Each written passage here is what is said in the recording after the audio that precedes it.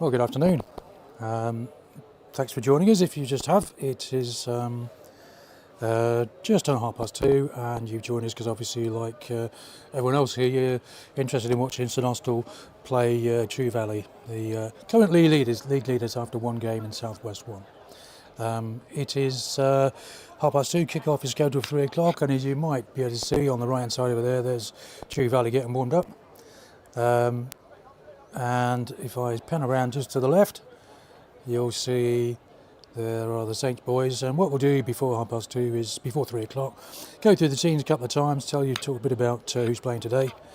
Do a bit of a recap on what happened last time these two teams met, which was more than a season ago, of course. And then we'll go through the teams finally. I'll show you the highlights actually of one of the games. The game played in April last year up here, slightly different conditions I should say. It was absolutely pouring down. Fabulous game though, absolutely superb, and we're hoping for something similar today.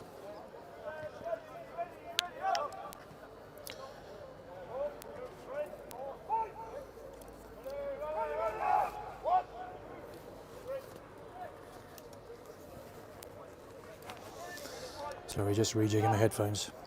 Also lucky today, I'm hoping everything works okay. We've got new tech, and I'm hoping to have the referee Chris Hoadley's microphone. I've mic'd him up, and he's actually right below me at the moment. He hasn't got his mic on at the minute. Chris Hoadley from the Somerset Society, and that makes life so much easier because he can explain himself what's going on rather than me have to try and guess.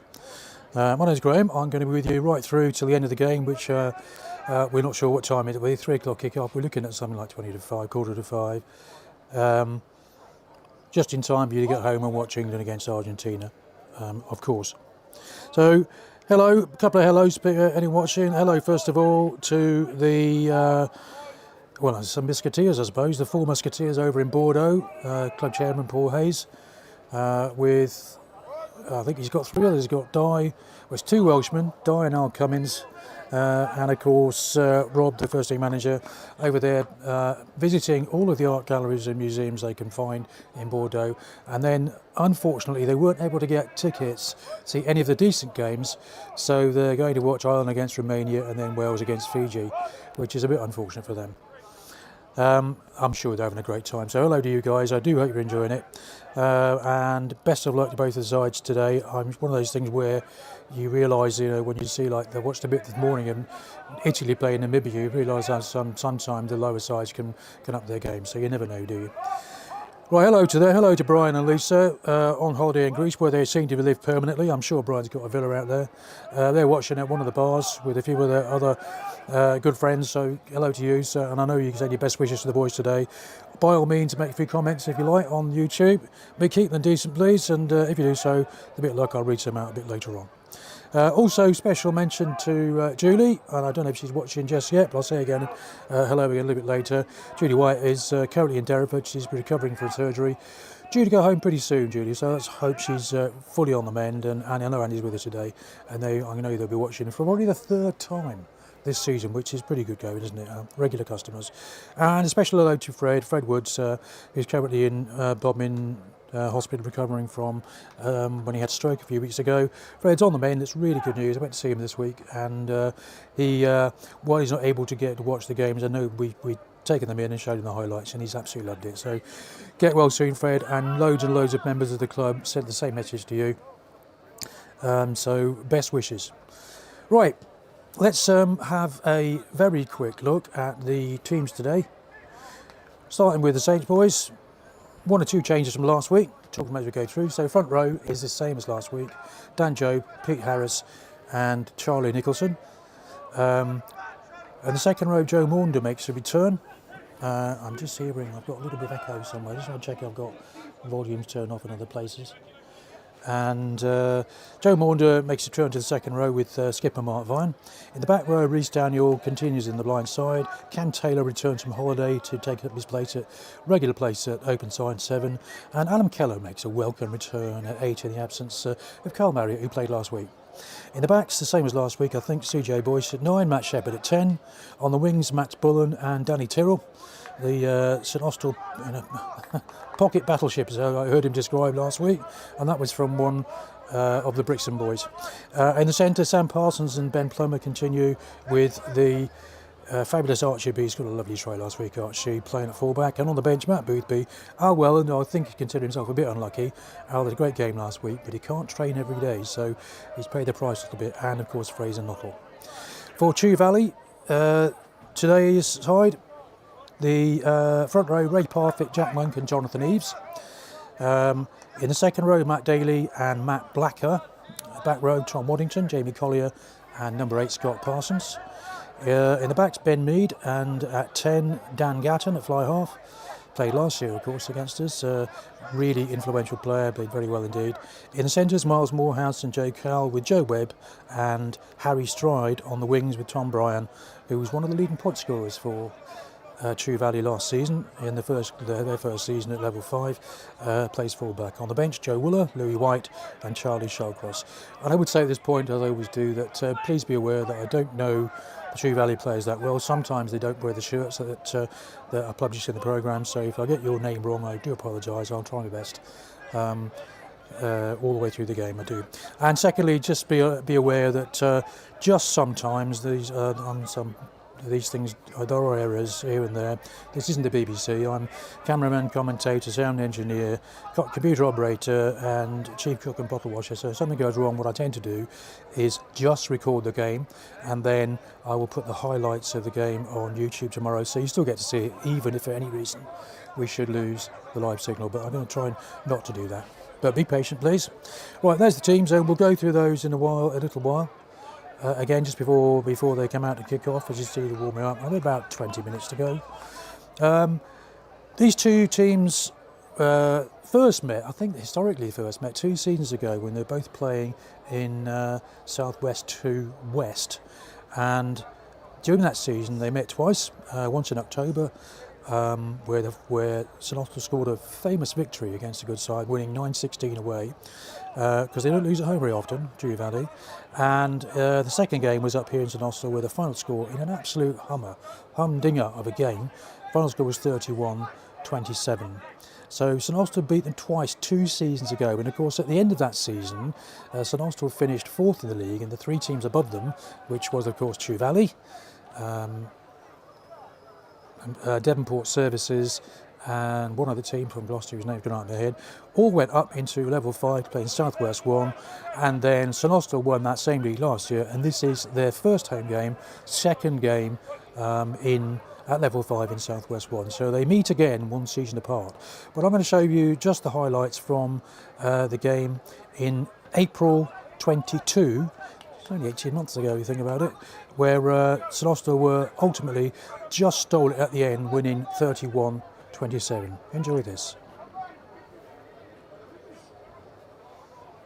Just the try lights, by the way.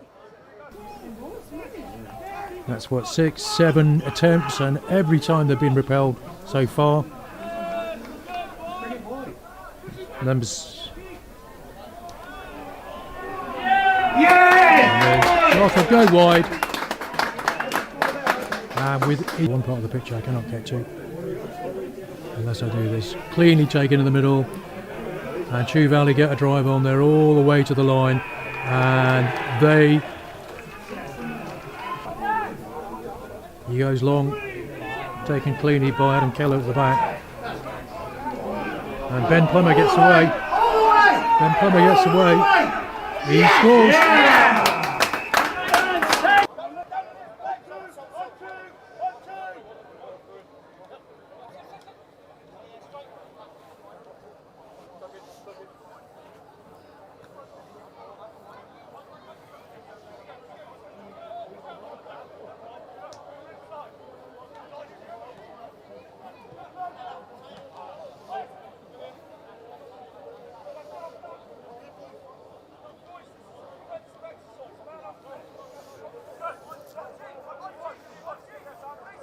St Austell, you can see, doing their very best to repel them.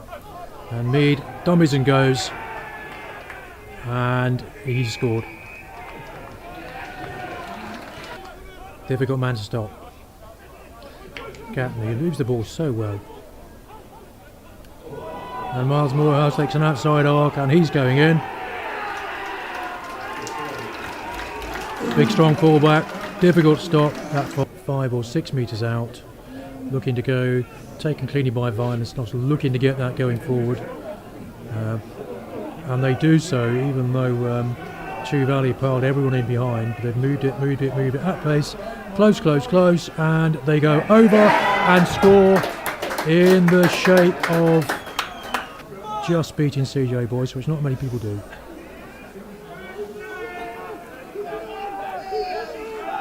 That's Alex Cox holds it at the back. Mead comes left. Oh, that's a lovely break.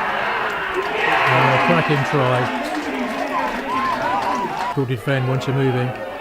As you can see, referee says play on, and Ben Mead's having a look. But the ball's picked up there. Bison Austell, no. Wasn't Bison Austell.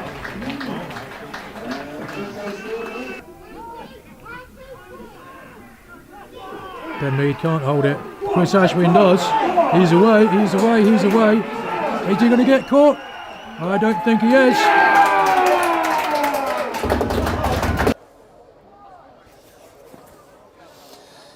Well, I do enjoy that, and I would hope that very much that the game is as good today as it was that day.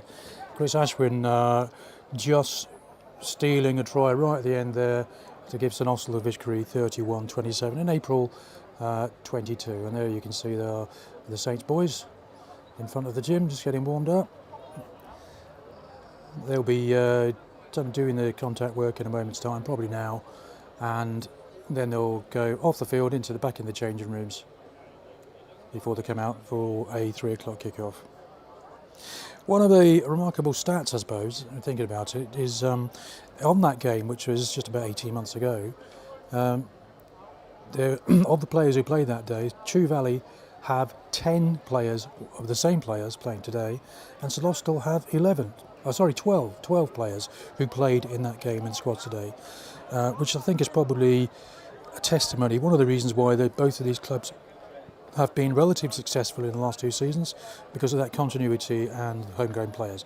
St Austell are very proud today that only just one of the squad of 18 did not come through the Muni Junior section. And in fact, we're talking here about Dan Jobe, who joined the club, I think 5-6 seasons ago now, because he did most of his work and St Austell still does. Builder by trade. No, that's wrong.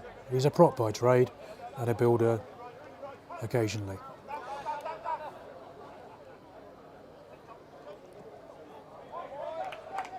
And there are the forwards on the far side. One or two of them wearing some new hats they've found, probably in the changing rooms. There's Joe Maunder on the right, who returns today, having played last week for the Sinners, scoring a try in the process. Nice to see him back. He's another one, played for Cornwall 20. He's a real prospect. He gets better and better every game he plays.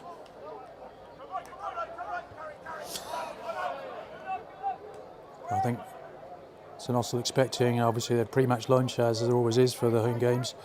Expecting a good crowd here today, certainly for the Truro game, the Truro Cup final a couple of weeks ago at Truro, though. I'm not sure how many people there, but it looked like 800-900, maybe even more. And I think if we got half that number today, I think home side were very pleased. Obviously, quite a few people away. There are 1 or 2 people in France, some on holiday. It's that time of year. But it won't interfere with what is an absolutely beautiful day. It's pitches in perfect condition. First home game of the season, of course, so you'd expect that. Big thanks to Titch, of course, who's done Titch Preston, who's done a fantastic job on the pitch. I think this is his full-time job as well. Whenever you come to the club, he's always here sitting in a tractor or monitoring something or other or doing something. But love of his life, he does a brilliant job. You look at it, I don't think I've ever seen Tregorrick Park look better.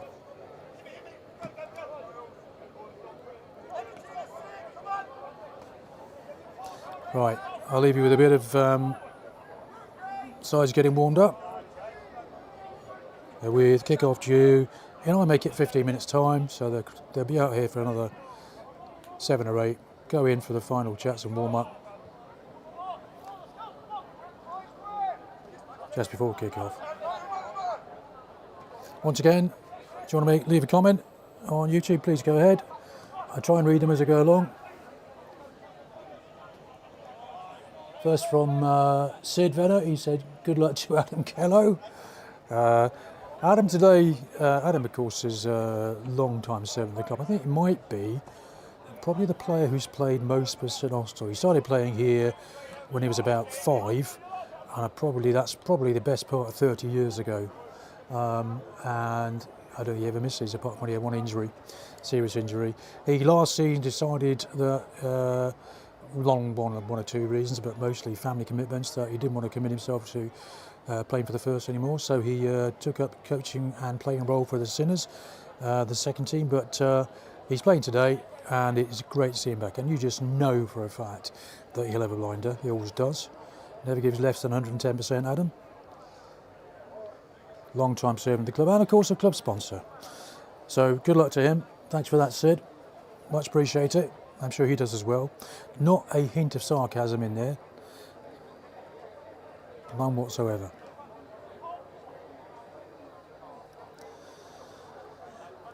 Talking to one of the Chew Valley coaches just before the game there, and he's saying the same thing. He's saying that they're very proud of the fact that almost all their players are homegrown.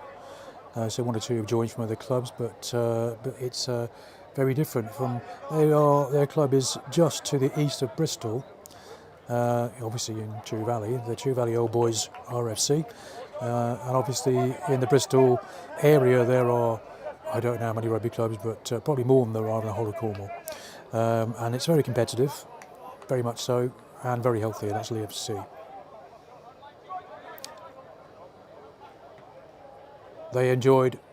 Chew Valley enjoyed a fantastic first season in South West 1, having been promoted the season before in 2022.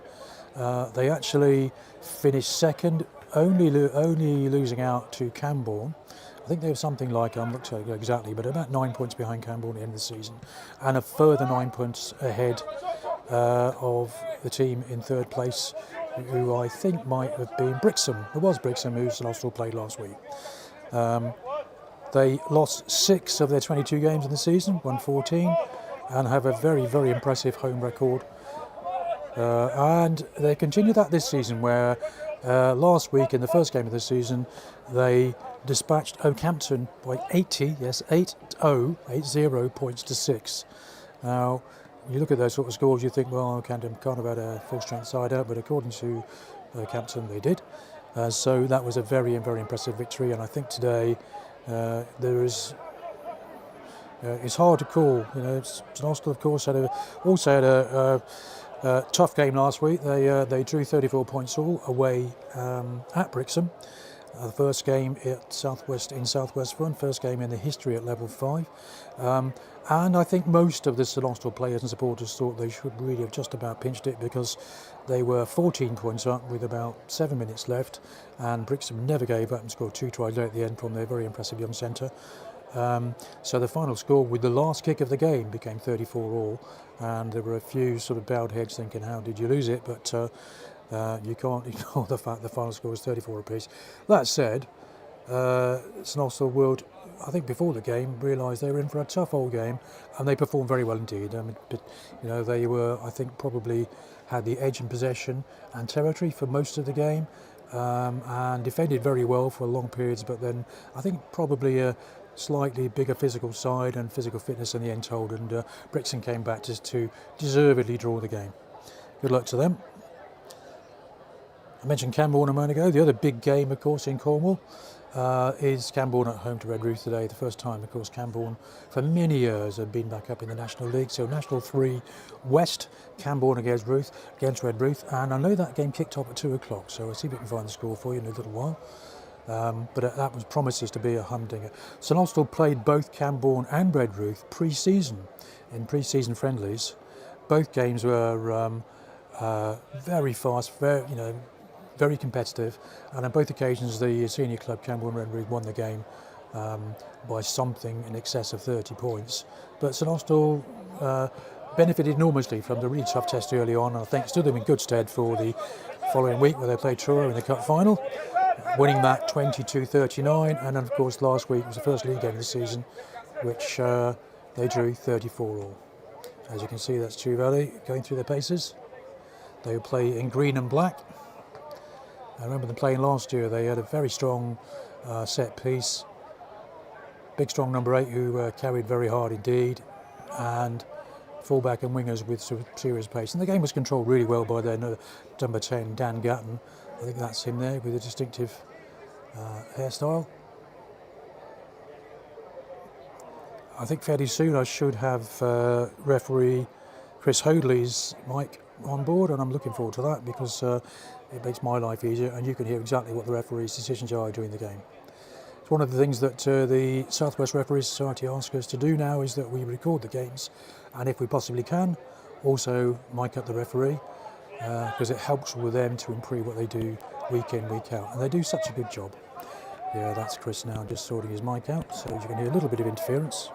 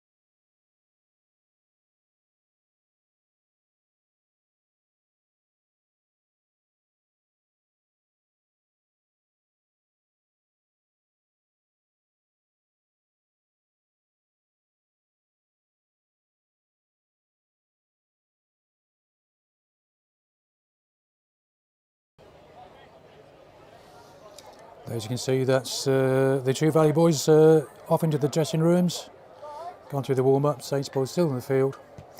The bottom left there, you can just see Titch, who is the groundsman who's responsible for the pitch today.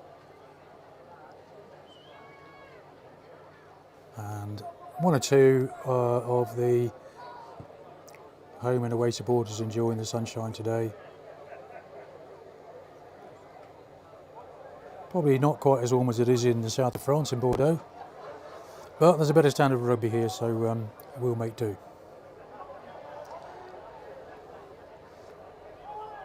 I think most of the supporters are still in the bar and enjoying the pre-match lunch. A few of them have come out and you can see it's t-shirt weather.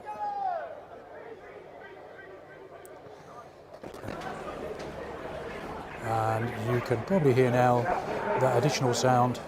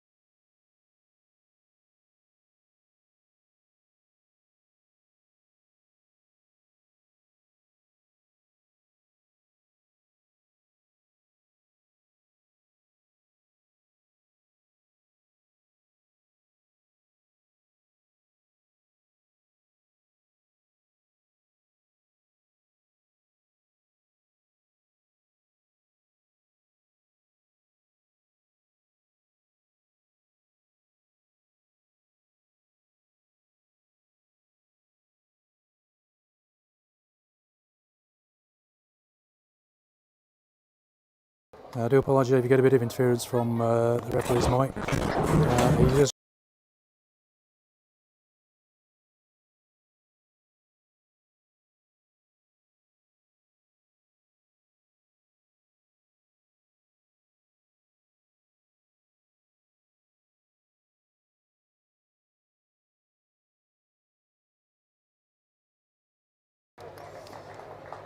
as you can see, Chew Valley coming onto the park first.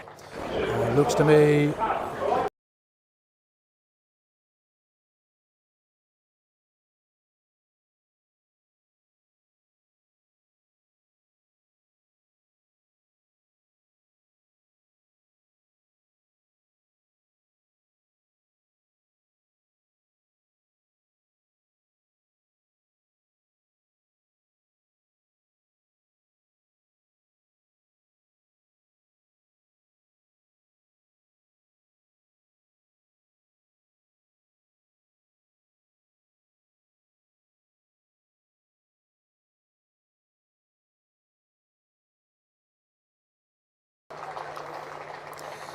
so out they come for St Austell's first home game of the season.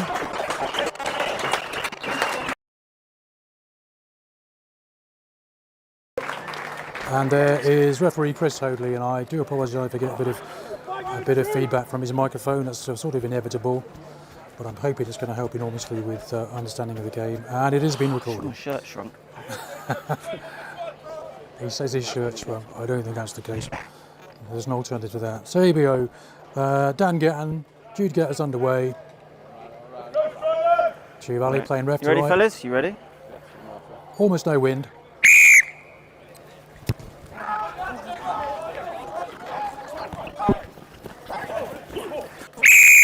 No, you're in front and blocking. You heard that Blocking quite straight clearly. away. Take you go.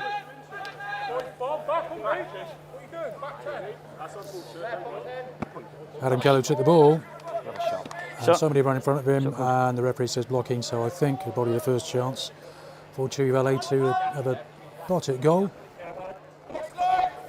And that's number 15, which is Tom Bryan, according to the programme, stepping up to have a pot.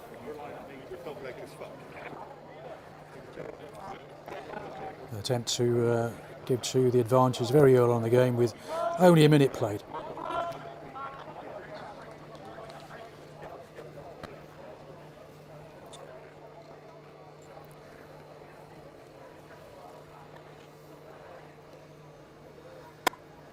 I'm not sure if that is Tom Bryan. That could be Dan Gatton, because I can't see anybody wearing tan.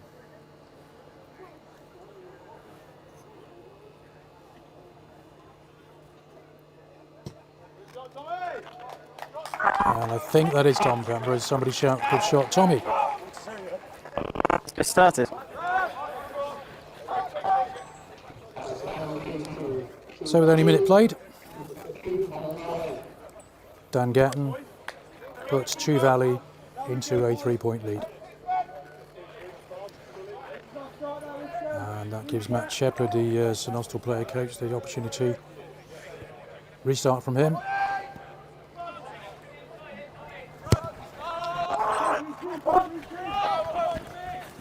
Sorry. No, both in the air. Lost forward off a pink. He's offside. Quite clearly, Matt Doty knocked the ball forward and two men in front of him, so Matt Shepherd are probably going to kick for touch.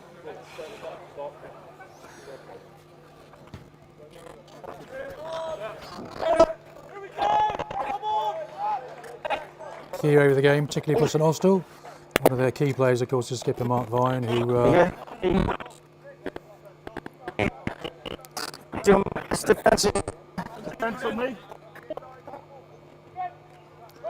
sure enough, Vine takes it in the middle. Advantage. Referee playing advantage. Charlie Nick has a run. He's right up close, but not quite there. Sorry? And Shep kicks wide. Advantage are being played. No advantage. 7 pink. Advancing before the line out was over. 7 pink. Advancing before the line out was over. You can see why Matt Shepherd went for ambitious there. Danny Tyrrell couldn't quite take it. He was so close. penalty, and I'm guessing once again Matt Shepherd will kick to the corner.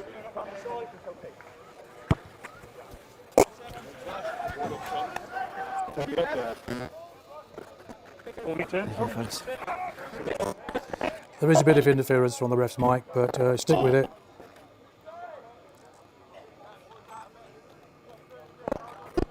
Pete Harris to throw. It's an Austell drive, up close to the line. Oh, they don't get across though. CJ Boyce goes burrowing. Oh, lovely hands there. Sam Parsons steps. Shep specs the first man, but he gets caught. They're close, very close at Austell. Not quite there yet. Charlie Nick again, or is that Dan? Yeah, I think that's Dan Joe. Looks like St Austell might have lost the ball.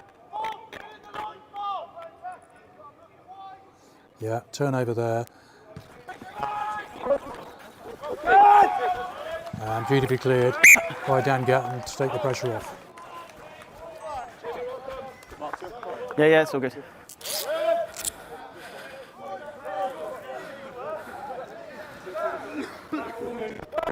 On the line, we're on the line.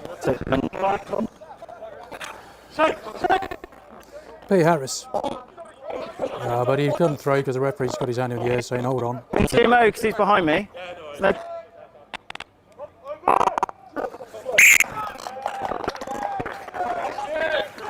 I can't see it. That's fine. Here you go, it's a scrum.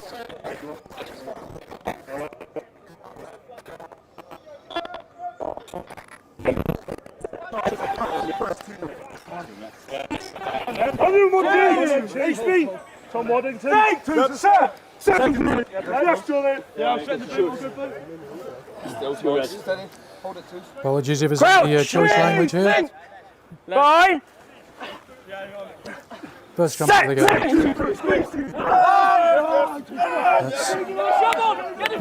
Ben Mead puts in. Advantage 3.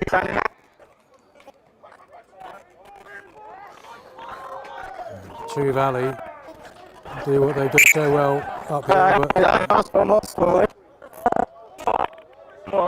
But we'll go back for the penalty. Number 3 standing up. Right, clear from the referee there. They're going to go back for the penalty. No advantage game. Number 3 standing up. About a prop bind or something? Just a line's been told me to Okay, right, yeah. I'll have a look. I'll come round. 3 stand up.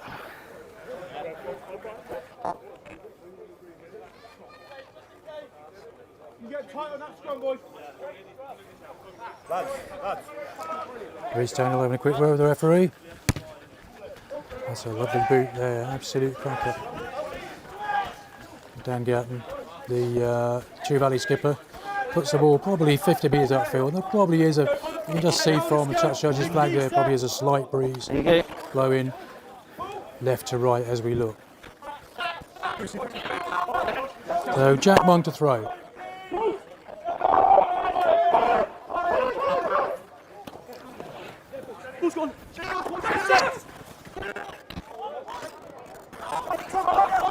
And Brian tackled there by Danny Tyrrell.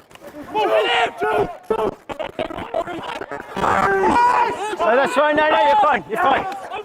Yeah, so Austell turned that over and you can hear the referee calling, you're fine. And Matt Shepherd looks to go wide. He let Danny Tyrrell have a little run. He's got 2 men in front, so Danny opts to kick ahead. That's a lovely kick because it bounced and just went into touch.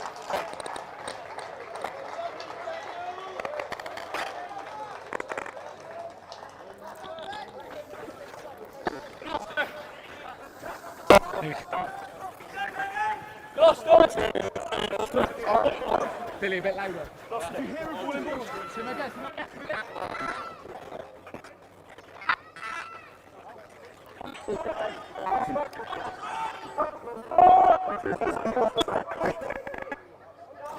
That went taken beautifully off the top by Jamie Collier. That's some more. Keep it up. Come out. Come out. Don't change. Don't to 8. Now come out. 8. Still moving. Don't change. Don't change.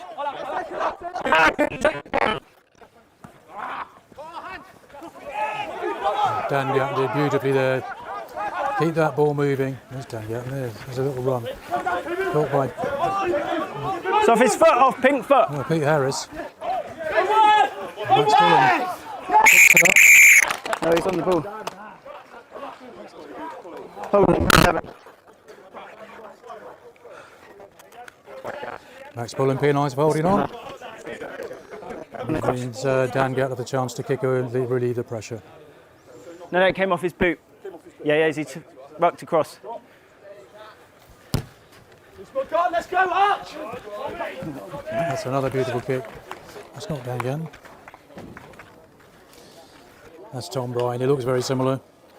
That's Tom Bryan kick there. Again, he made a good 50 yards to put Austell under pressure in their own 22. That's good.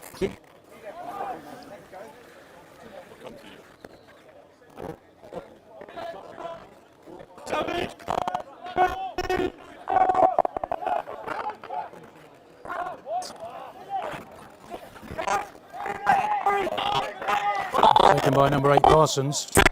Scott Parsons, that is. And I have to say that I've got a lot of interference coming from next mic. I'm not tempted to turn off the feed or turn it down.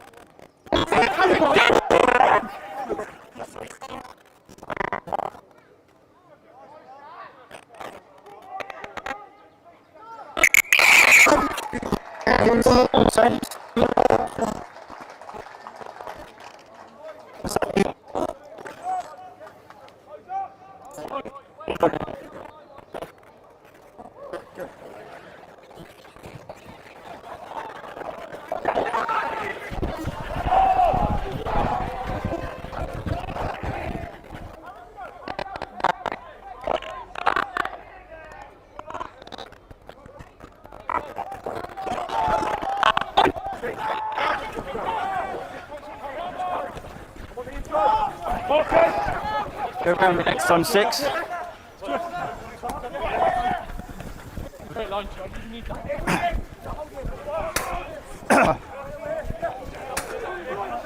go for mate! Nothing here! That's lovely play there. Like a one-handed offload from the second row.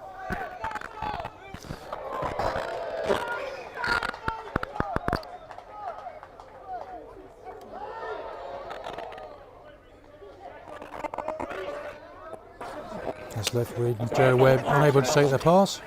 I kicked it away. No, it's not. We'll take it.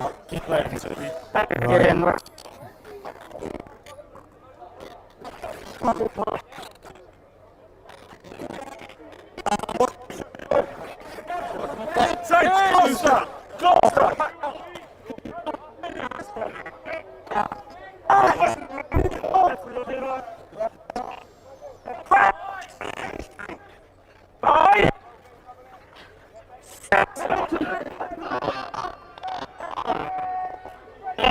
That's a good scrummage by St Austell. And Danny Tyrrell comes in for the blind side and feeds Sam Parsons. No, 12's cleared out. That's fine. No, he's not on the ball. No hands on the ball. Good play number 8 there, and you can see Number that 4, no, number 4 was fine. Number 4 was fine, then you broke. No. You were fine, and then you broke you off your feet over the top of it, okay?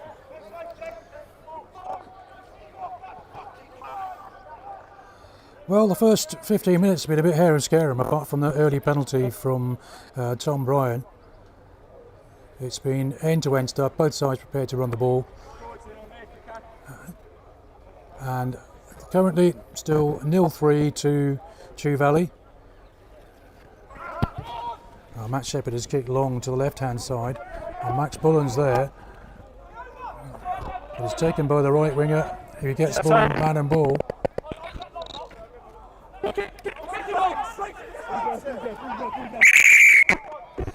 And you can see that Ben Plummer coming around offside there. Ben looks and says, "Who, me, ref?" And the ref says, "Yes, you, ref."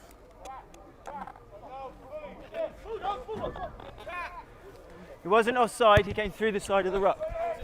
There you are, in No, at the he side. held it up. You hadn't touched it down.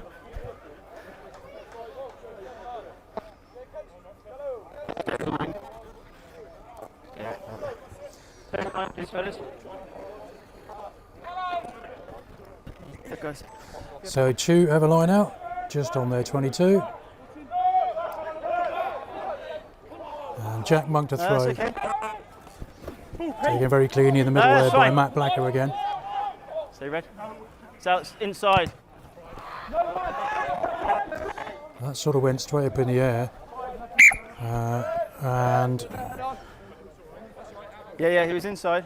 Harry Stride couldn't get to it, nor could Dan Jobes, so there'll be a line out There you go. and a chance for St Austell to mount an attack. First thing is to win the ball.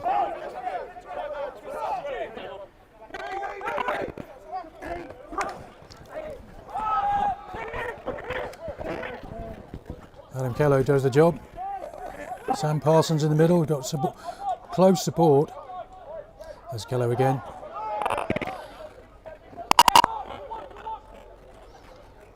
Matt Shepherd has shows and goes, but he takes. No, it's fine. There it is. St Austell recycle to the right, but they're having a problem at the moment. CJ Boyce has a problem at the moment retaining the ball. The Chew Valley back row are there very quickly. As Kello offloads to Matt Shepherd. As Sam Parsons gets some attention in the middle of the field. Let's hope he's all right. He's playing on. No, I think he needs to. Okay. That's Chris Ashwood who's seeing Head him. injury. Got to go on. That's why I stopped it coming back your way. Yeah, you'll be back for the penalty. That's Dr. Chris Ashwin, who normally a player and been injured, and I assume he's going to be fit soon, but doing his professional job at the weekend. Just step back. Captain, just step back. Yeah. Did you witness it after something? No, because your man off the floor was shouting at me, so me off the floor was why I wait, okay?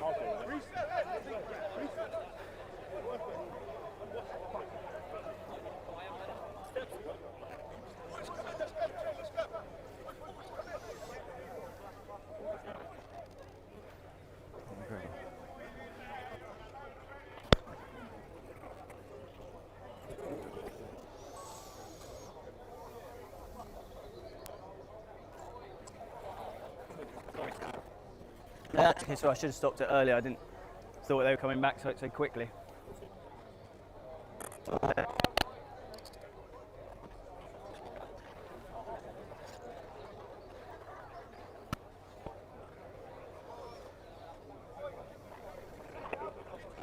Back line was all offside. I'll shout louder than this time, yeah. Offside. There you go, referee Chris Hoadley, who stopped in play, brought them back for offside anyway, so Matt Shepherd nudges it almost up to the 5 metre line. And Sam Parsons is okay, which is good news. Yeah, that's yours. And a really good attacking opportunity for St Austell here, right up on the Chew Valley line. Taken by Vian in the middle. Penalty advantage, 7 advancing. Big He's 7 playing advancing. advantage for offside from 7. And St Austell got them all moving, they've got it moving forward. Still playing advantage. Come out. And you can see there's Pete Harris with the ball. Or is it Charlie Nick? They're so close to the line. Can they get over? Can they get over? Yes, they can. No, they can't. There's Charlie Nick. And he's short by a little bit. Referee's right there. There's Adam Kello. He's stopped. The referee's playing advantage. I think he's probably going to bring them back for... 7 pink again, advancing before my arms are down. 7 pink again, advancing before my arms are down. Quite clear from the ref there. 7 pick advancing offside.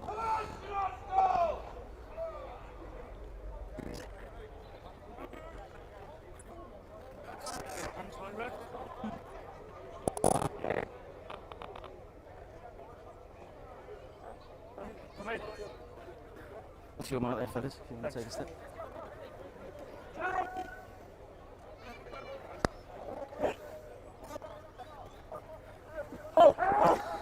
Taken very cleanly by Ryan at the front, and Austell get it going forward. Can they get over the line this time? They certainly can. In the shape of, I think it could be Joe Maunder. Really hard to know who scored that. One of the forwards, put it that way. So St Austell get their noses in front with 20 minutes played, 19 minutes played. After that concerted period of pressure.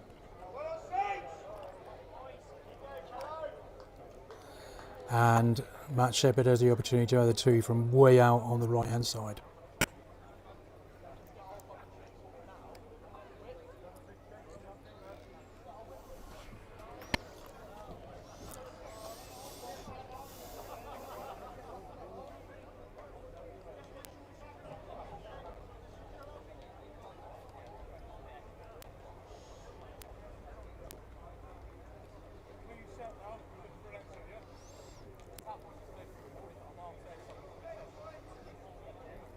Difficult kick that.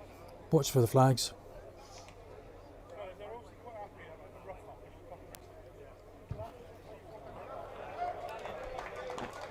No, pushed it to the right.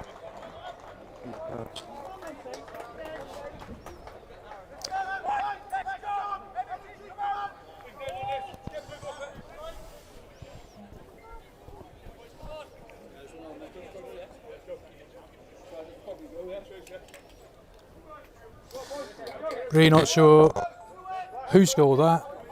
Joe Morgan is one of the last ones up. I'll give it to him. I'm sure we can sort that out later on. But Dan Gatton will restart for Chew Valley.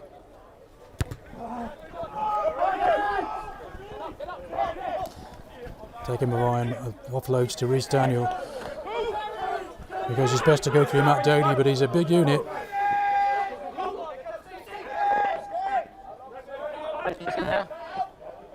Use it. CJ Boyce does a sensible thing. Hoops it for Max Bullen to chase. Does well to keep hold of Scott Parsons, the number 8 there. Round the ankles.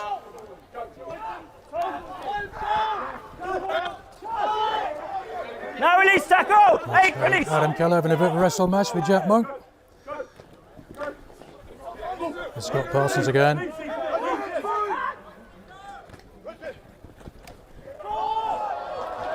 Absolutely beautiful tackle there, Adam Keller once again, right in the midriff.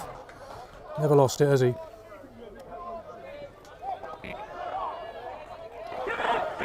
Done it too, around the ankles of Harry Strott, no, Joe Cowell it was in the centre there, who stays on the ground. We'll take the water break now as well, it's 20 minutes. And the referee decides he'll take a water break right there. It is really hot day today, it's probably 24, 25 degrees on the pitch. Thank you. Yeah, as he went down, he did lose it forward. We stopped because he made a noise. Once again, apologies for the interference from Chris Hogan's mic. Right now, yeah. This is the first time I've used these, and yeah. It would be better tomorrow because it records on the microphone itself, and we won't have the interference we have today. It's one of those things where when he's facing the other way, you don't quite get the best signal. So with 23 minutes played, score is St Austell 5, Chew Valley 3. Early penalty converted by Tom Bryan, and a try a few minutes ago I think scored by Joe Maunder, but it's very difficult to say, it might not have been him. And as you can see, unluckily for him, Joe Cowell is leaving the field limping. Still in the water break, fellas, as far as I'm concerned. take some more water here.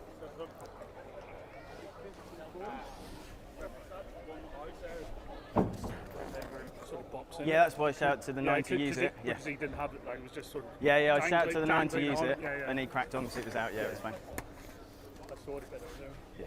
But sorry. Yeah. It will be there. Lovely, thank you.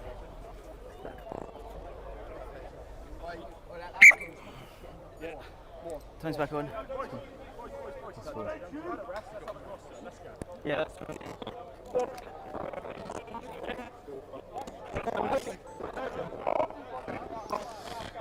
So after the water break, the score still 5-3 to St Austell, scrum to St Austell. And so far on the scrums, it's really been even Stevens. It's gone with a putting so far. No team has had the edge. Fine. An area where St Austell were very pleased with their performance last week at Brixham. Now Shepherd comes from blind to open, he chips ahead. I think for Sam Parsons to chase, he gets there first, he's got support outside. In the shape of Cam Taylor. And St Austell have players on the left. Kello looks to give. But Matt Shepherd couldn't take the ball. That's it was Max Bullen. And once again, they show their intent to True Valley. They will run this ball from anywhere. That's probably how they scored 80 points last week against Southampton. There's Chris Bryan, a fullback, who's I think they didn't try score last season. Advantage over for the knock. There's Chris Bryan again. I think that could be Charlie Childcross, who's taken the place of Webb in the centre. But I'm just guessing. That's a lovely little show and go there. Tom Waddington, I think it was.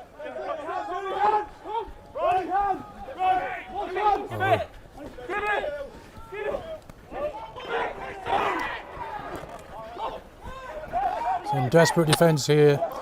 Looked to all, for all intents and purposes, like Miles Morehouse was through in the centre, but they kept the ball alive. And there's Chris Bryan from fullback. Tom Bryan, beg your pardon. Chris Bryan's an MP. Good tackle by Max Bullen, stop his opposite number. Had to do it, big call. This is a very effective and concerted attack by Chu.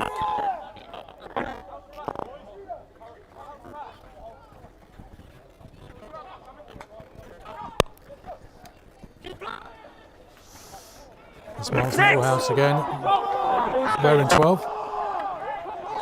And as you can see, 1, 2, 3, 4 people, players lined up there off the ruck. Playing advantage, the referee says. Jack Monk thought he was through, but he wasn't. Yeah, that's fine. Referee explained to Ben Mead what happened there. But it is Chew ball, there's playing advantage, so it will be a penalty to Chew. And I think it looked to me that Dan Gatt was indicating he might go for goal from there because they're 1 point down. But there is a slight delay for treatment to one of the Chew players over there. Not sure who it is. If that is Charlie Shawcross, he's the one who's just come on. He's in the programme as being 18, but he's wearing 20. He looks okay. Okay, went on the other side, yeah. Okay. Yeah, sure enough, Tom Bryan's going to have a chance to kick a goal. Probably,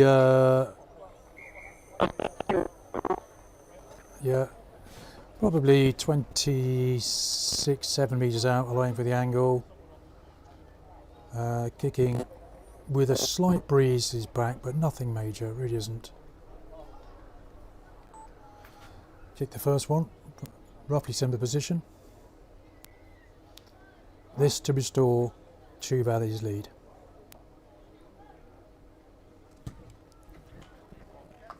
That's a beautiful kick.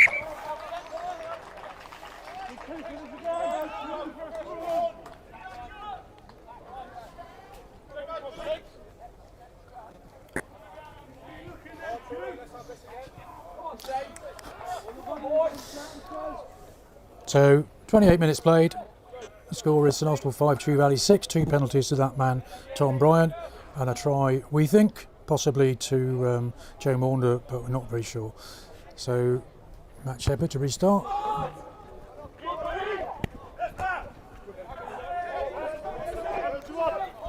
Max Bullen doing the chasing. Release that one. Well done.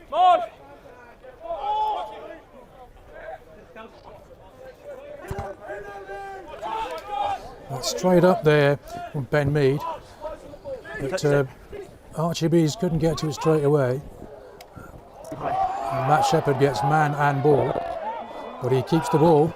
And you can see the referee's indicating high. And so Austell choose to run. Ben Plummer back inside to Ken Taylor.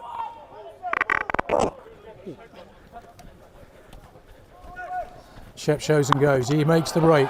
Has he got the legs to get there, or has he got support? He's looking for it. He's caught by Tom Bryan at fullback though. Can he keep the ball? No, it's been turned over. 15 too high. And the referee there saying Tom Bryan too high there in the tackle. No, he turned around, just straight over the top of his shoulders. Yeah. Time's off.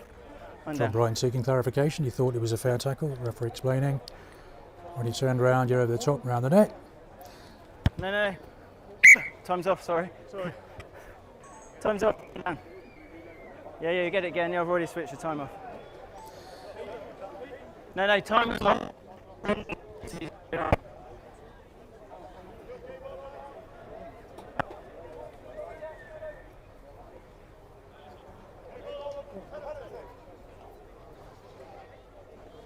No, time is off.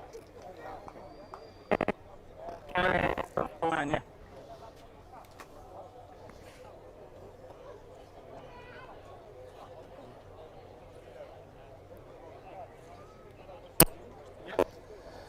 Well, from that position there with a penalty, you would sort of imagine that was there 1 point behind, 6 points to 5, that St Austell would take the opportunity to nudge themselves in front. But Matt Shepherd is nothing if not an attacker, and I think that his initial intent was to get the ball for touch. But they're all sort of milling around. We can't quite see what's happening yet. We'll find out in a moment when the referee starts.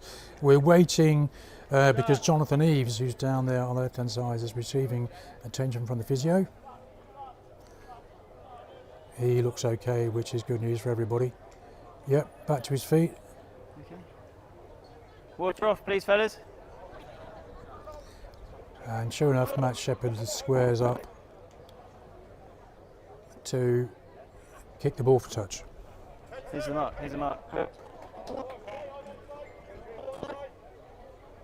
Time's on.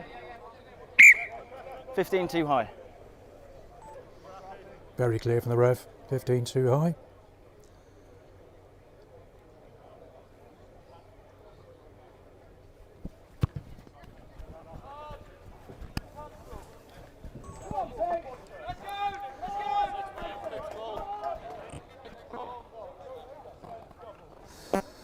So with about 7-8 minutes coming up to half time, St Austell having a second line out, about 7-8 metres out actually. Vying once again from Harris, and St Austell will really try their best to get that more going forward, but that's great defence from True Valley. Sam Parson steps in, looks for support from Ben Plummer, and he finds it. He's pleased with that, yeah, well he should be. Ben Plummer, of course, scored when last time these two teams met in April last year, scored a cracking try. No arguing about that one.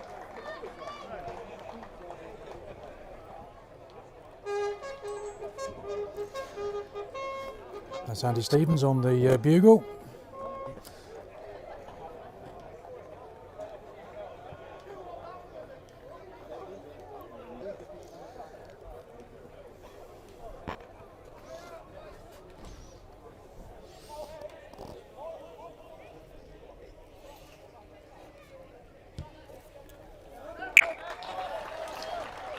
Matt Shepherd added the 2.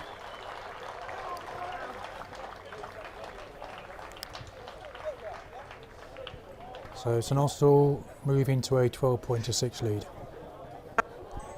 2 tries to 2 penalties, one of which is converted by Matt Shepherd.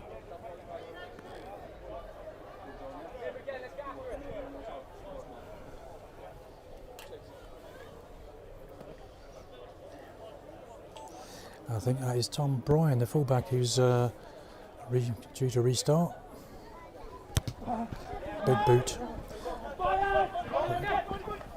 You can hear vying towards his own surname for that. Takes it cleanly. Let him go, let it go, Nave, come on. Well done, Pink. No, hold on. Let's go. No, it's not out. No. It's going on. Well done, thank you. I like the enthusiasm. Ben Mead looks for support. It's in the shape of young Mr. Parsons, number 8. And once again, Chew Valley show the game they like to play, and they bring Tom Bryan in from fullback. He looks to me like he's got a pretty straightforward run to the line. What a lovely run from that man there.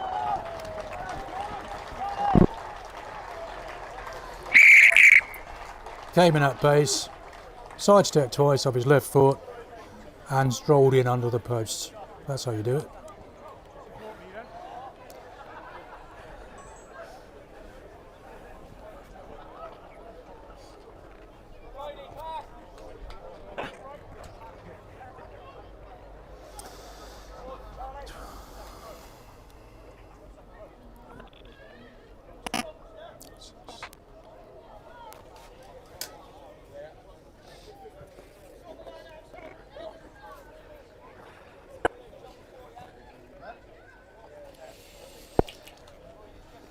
So Tom Bryan to convert his own try. He usually does, to put Chew Valley into the lead.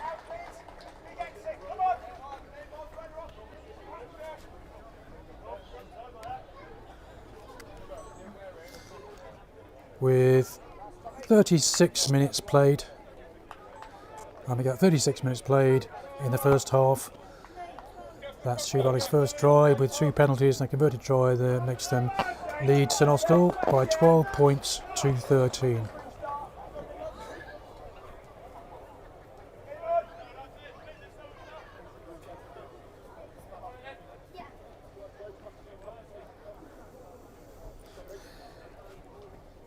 Yeah, sorry. Okay.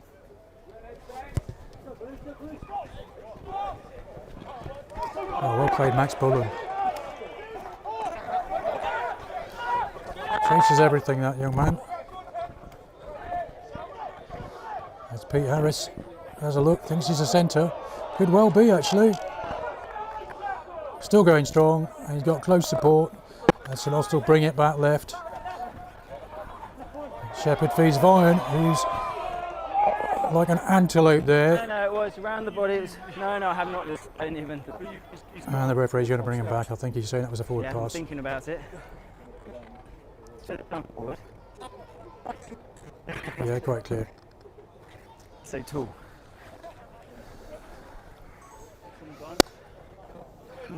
Time off.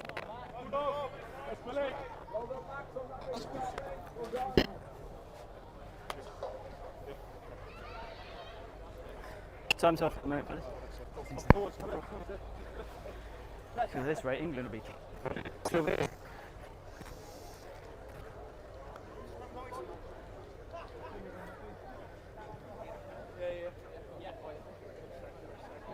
Okay.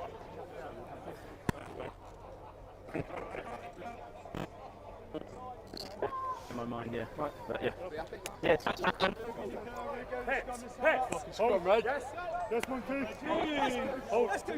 Tom Bryan there, who took a bit of a knock when he tackled after the forward pass. So it's a scrum.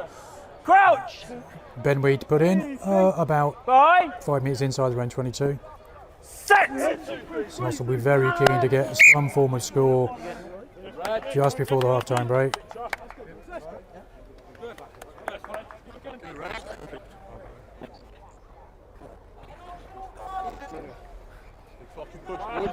I think everyone expected this to be close, but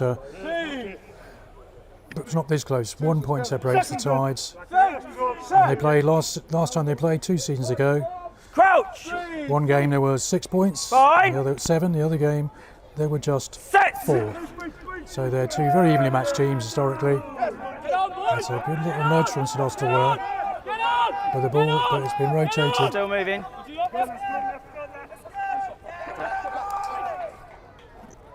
Ben Mead brings it away. I think that could be Charlie Sharploss. We're not sure. He might be wearing a different number. Leave it. 8, leave him.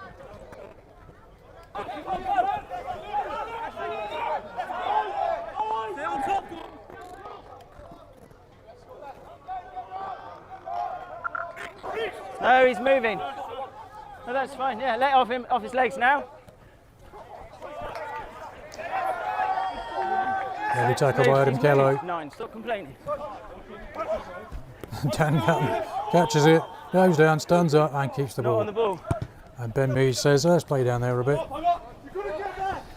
There's a chance for Archie Bees perhaps to clear his lines, Inside. which he does very sensibly and very effectively. Although Tom Bryan just kept the ball in. He showed he can run. But Sam Parsons nubs him. And he's playing advantage for a high tackle, and Dan Gatton decides to do the same thing, being aware that fullback was not at home, although Ben Plummer had got back. And he's going to bring him back for a high tackle on Tom Bryan. First tackle's okay. Secondary tackler is becoming an issue, okay? So there you man in, not a problem tackling him down, but your 7 then came in too high, okay? Have a quick word, we've got to get them down, okay, please, sir? Yeah, but your penalty, it's a bit of both sides, just getting down, secondary tackler, second man, yeah. Wise words from the ref there, Chris Hoadley. That's his job to ensure the safety of players, and he's saying that quite clearly, first tackle's okay, but we have an issue with second tacklers coming too high.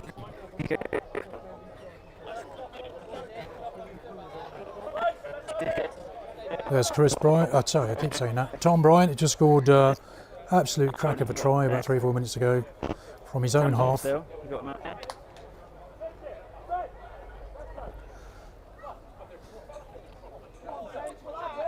once again, there's one of the two players. No, they're going on a running clock, going off the front. I've got just under 7 to go.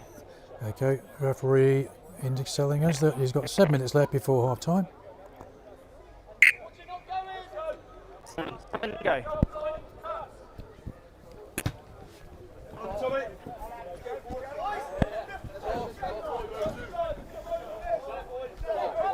Six and a half. Yeah, that's good then. Jack Monk to throw. Fine.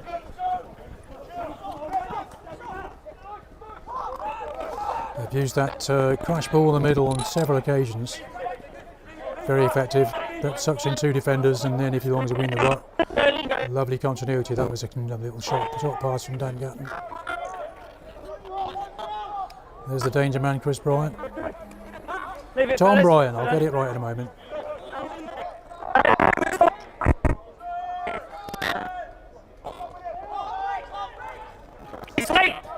This is a really good attacking opportunity for Chew, and you can be fairly certain that St Austell will not want them to score again before the half.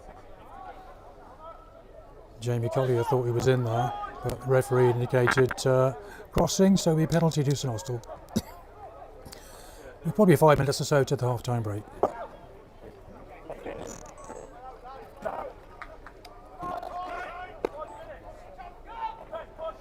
Matt Shepard's little look.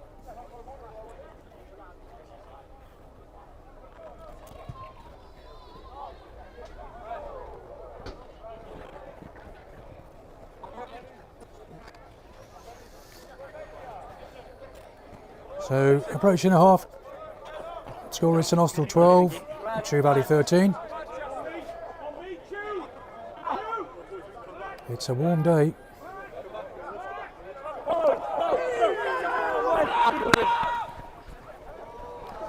There's Sam Parsons on the break, but he's tackled very well by Dan Gatton there, right around the ankles.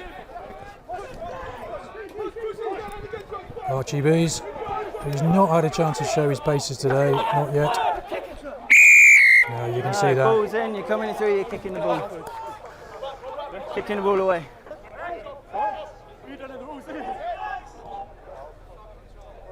Okay. Matt Shepard will kick to touch. Attempt St Austell have an attack just before the half-time break. Number 12, kicking the ball away. Desperate to get themselves back in front, I think.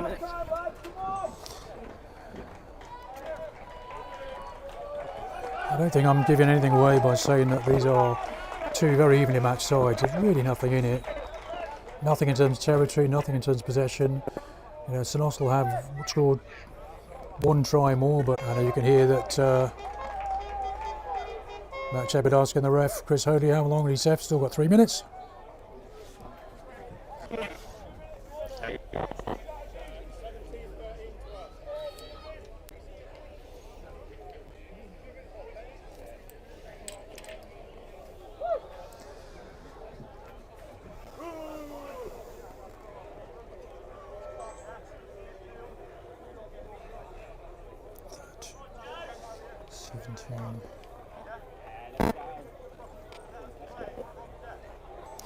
So if Matt Shepard manages to kick to this, the score will move on to 19-13 with about 3 minutes to half time, which he duly does.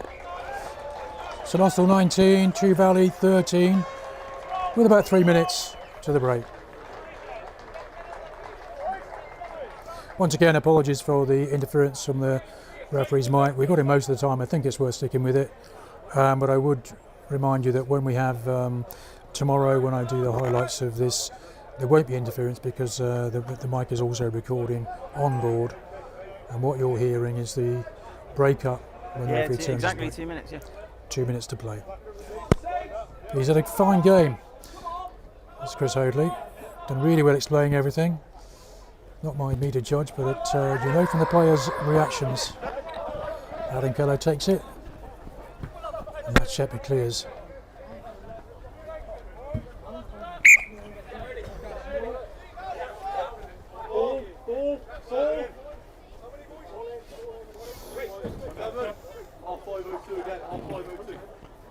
There's Dan Jobe.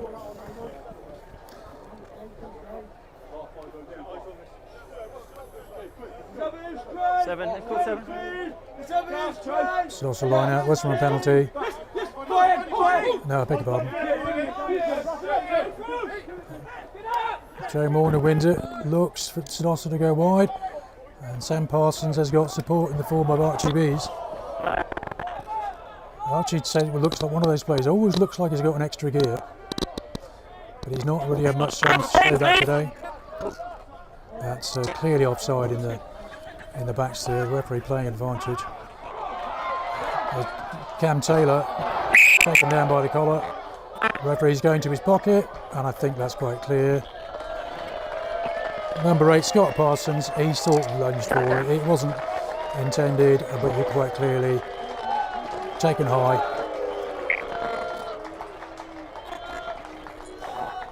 Scott Parsons disappointed. Anything that's above your shoulder, the referees nowadays have really no option but to do that. And there might be some jeering by some supporters, but I thought that was really clear.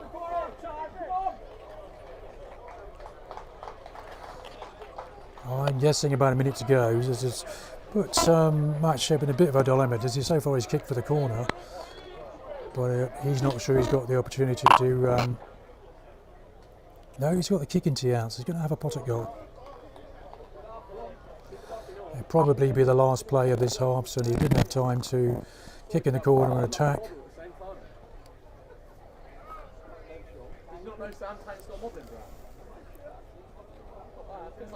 So Matt Shepard, in an attempt to put St Austell 9 points clear, with half time just approaching.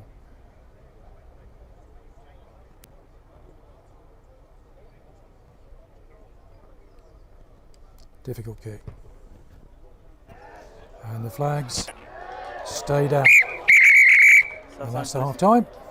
Score remains St Austell 19, Chew Valley 13. 3 tries to 1. And one beauty, I have to say, from Tom Bryan at fullback. And we'll be with you back again straight after the half time break.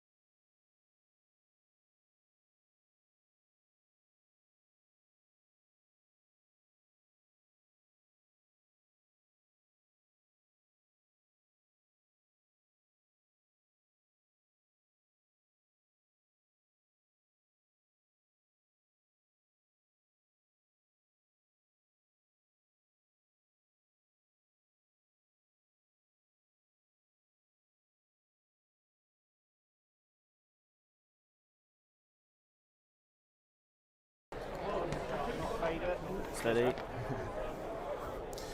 Second half just about to restart. There you are, there's the referee Chris Hoadley coming on.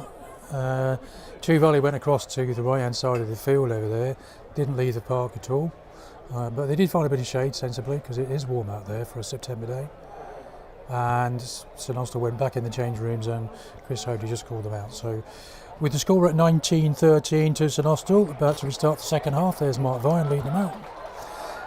Early try, we think, to Joe Maunder, to convert about 19 minutes. Second one on 33 minutes by Ben Plummer, followed by an absolute cracker just after that by Tom Bryan at full from fullback. True Valley individual effort from his own half. And then that man there, standing and talking to the referee, Ben Plummer, scored just before the half-time break. He's having a bit of discussion with the ref.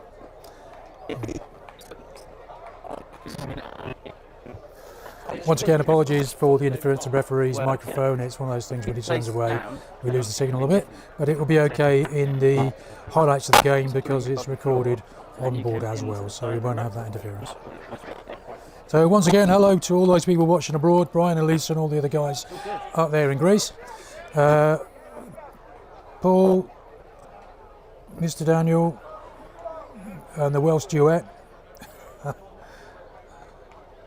Enjoying the sunshine and enjoying the game between Ireland and Romania this afternoon. I'm sure it's not as exciting as this one, and not as close as this one. And then tomorrow they're off to see Wales against Fiji, which promised to be an absolute cracker. Matt Shepherd restarts. And once again, Max Bullen, having a bit of a demon at sort of receiving the kickoff. He runs like mad, keeps his eye on the ball, and you can see there CJ Boyce makes a very, very uncharacteristic mistake. And I think it was his fault. He went to pick the ball up and somebody's limb, could have been that man there, Max Bullen, was in the way. It was his boot, I think. So True Valley will have the first gun in the second half, and the scrums have gone with the protein every time. No one's really had an advantage in any part of this game. It's so tight, it's untrue. Like a camel's behind in the sandstorm.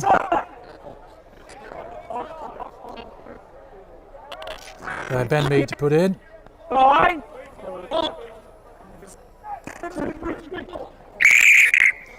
referee indicates in, I think, collapsing by St Austell. And there's that man Tom Bryan, who's a dangerous runner. Partly because every chance he gets he runs, but also he's a very elusive. He can step off both feet and he can kick. That's a lovely little ball there. Quick ball from Dan Gatton. And there he is, Tom Bryan again. And it looks, to all intents and purposes, right, number 7 has scored from their own 22. That's Jamie Collier backing up. That's a lovely try. In and out, big support from Joe Carroll, sorry, not Joe Carroll, from Harry Stride. And you can see there, a bit bemused is Matt. And also Mark asking about something at the other end. I think they were caught nonplussed there, but referee explaining.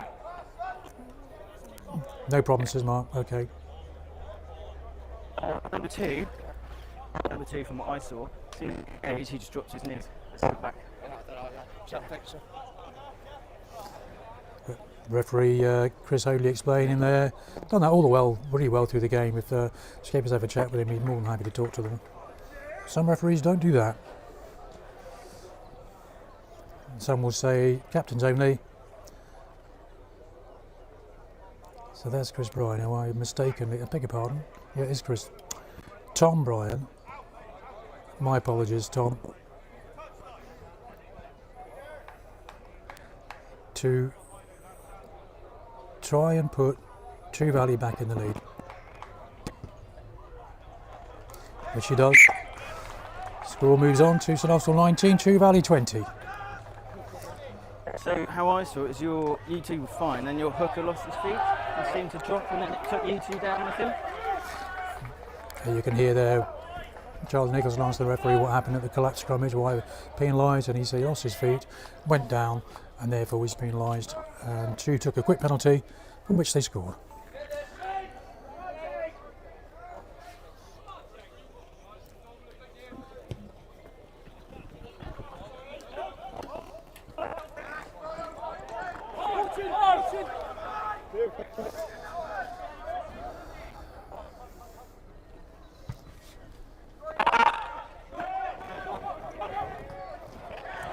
Kello. Can't hold on. You can see your head in hands there, just knocked on.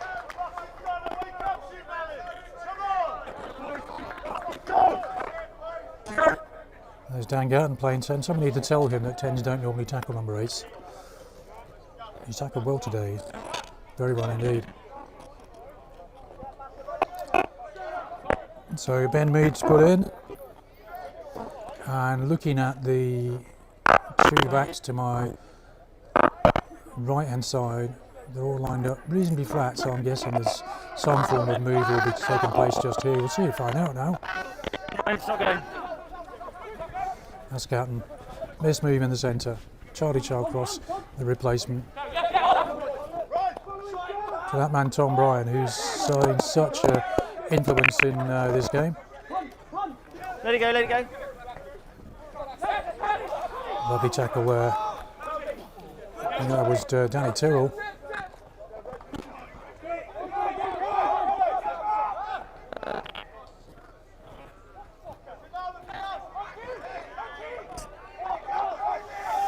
Jack Monk bounces off one, bounces off another, and he keeps the ball, but the referee says he held on.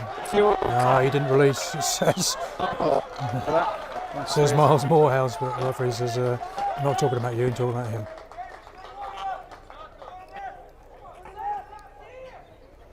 So just 1 point separates the teams, with about 3 or 4 minutes played of the second half. That's a good clearance by Matt Shepard. Takes play up to close to the Chew Valley 10 metre line. Yeah.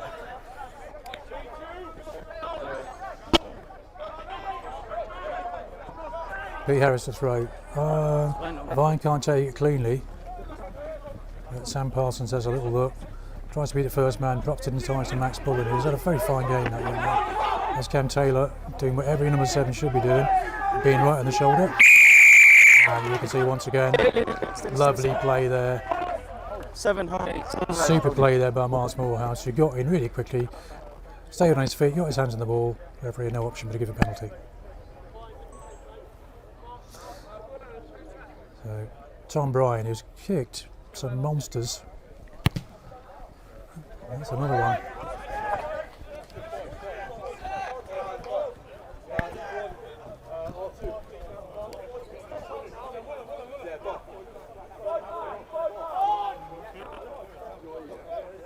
Yeah, that's good there.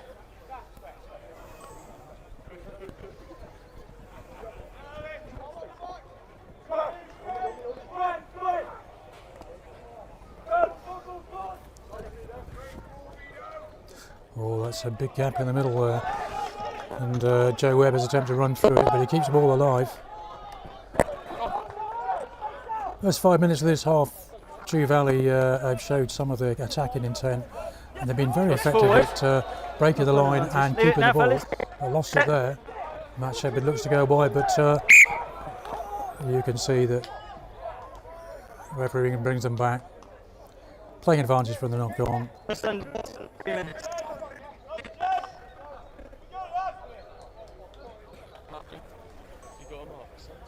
Yeah, roughly well. Yeah, okay.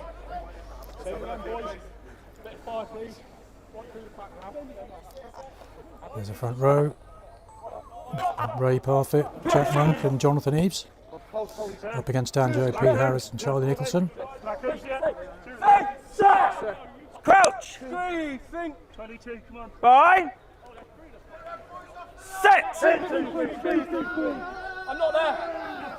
That's a good nudge. Adam Keller looks to pick up. Trying to hold on. Trying to hold on. He was going backwards and he nudged it forward.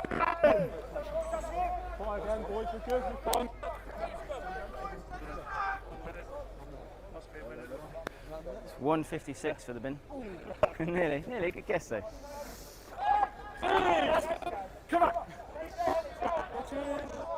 So another scrum, this time Chew Valley will have to put in. So Ben Mead put in to Jack Monk as a hooker. And you can be very sure that Dan Gatton, who's standing just to the right there, will be looking to run this. Set! That's what he does every time. very similar size to his. Ball goes down, the referee's playing advantage, and you can hear, no, he's saying, went down on that side, so that's penalty. Leave it. Yeah. Leave it, guys. Walk away from each other, please.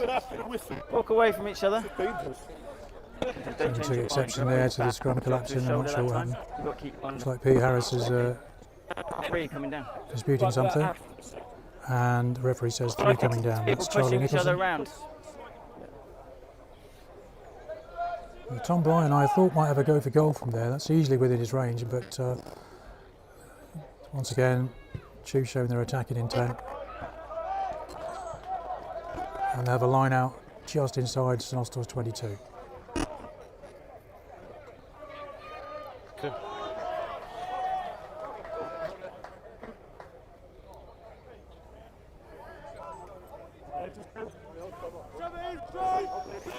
Jamie Collier, number 7, the try scorer from a moment ago. 22.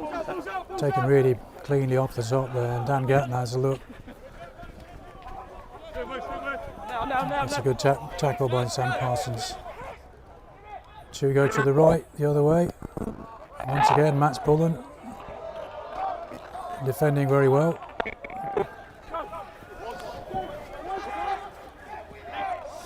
Tom Waddington, number 6 there, making the hard yards. And St Austell in the shape of Mark Vine, come away with it. And they're looking to run, 22, but referee's bringing them back, and I'm not sure what's going on over there.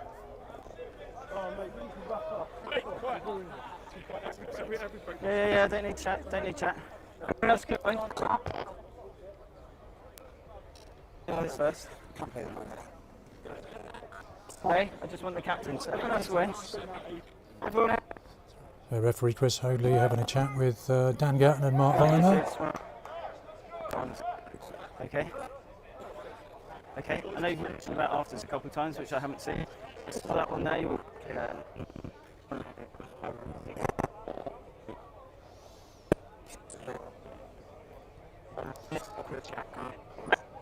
to escalate to anything silly. That's right. Have a quick, start again. No, because everyone's down and hiding each other on the floor. That's why I stopped. Yeah. Your bin can come back as well. Yeah. It's because I've stopped for the afters as you were falling back through me. Okay. Right, they were in possession of the ball. So it is going to be a restart with a scrum from the first knock on. And time's still off. I think looks like Scott Parsons might have come back on after being at Yes, number 8, and number 3, Jonathan Eves, looks to have taken a rest to be replaced by perhaps Joe Willer. Referee's talking about the fact that a little bit of niggle here and there, 1 or 2 players squaring up to each other, but nothing that serious. So just call it down, guys. That's not what you're here for. Time's back on.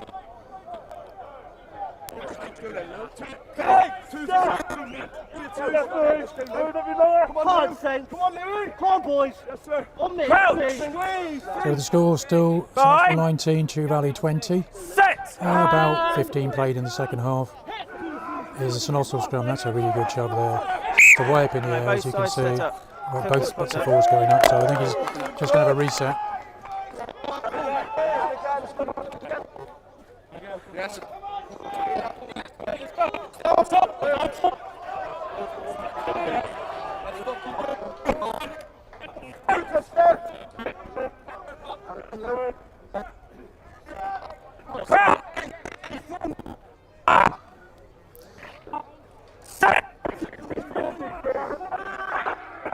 So Joe Boyce put in. This time St Austell lock out, although they are going backwards. Matt Shepherd looks to run. He finds Ben Plummer, who's got men outside him. Tries to step the first. Archie Bees has a little look, but he's nowhere to go. So Adam Kellogg does the hard stuff. Matt Shepherd again looks to go wide. He finds Charlie Nicholson, who's got Ben Plummer, who sort of scuffs it with the outside of his boot, but as you can see, that's I think Matt Shepherd chasing. And Tom Bryant just steps outside. and goes into touch, but no way he's going to let go of that ball.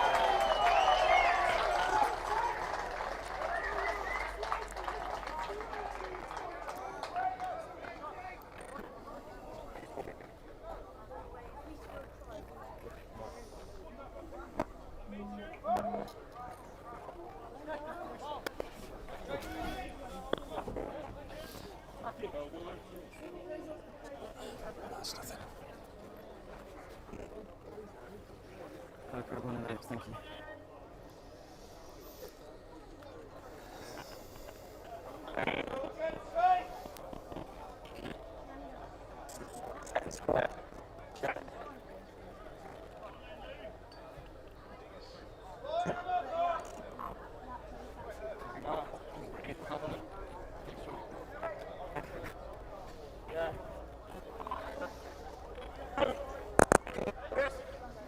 The line is this.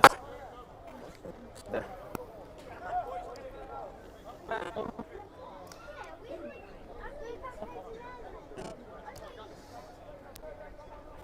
It's warm out there, and the referee already agreed both sides to have water breaks. Restart with an Austell line, taken beauty off the top by Mark Vine. That might even be a deliberate knock on, but the referee's playing advantage. So Matt Shepherd looks to go wide. Plummer's got support in the shape of Archie Bees. He takes it on his own. Archie's still there. Knock on, Archie James.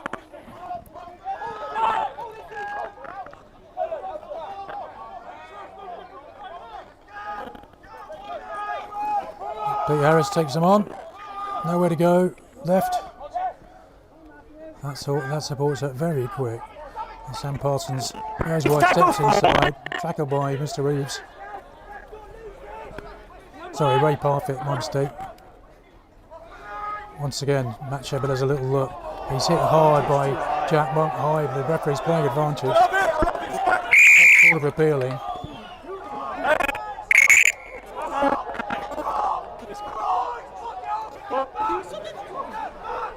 Referee's reaching to his pocket. I think he's going to give a yellow card there. Jack Monk went in really high on Matt Shepherd. I don't think there's any intent, but the referee's already spoken to several players about the same thing.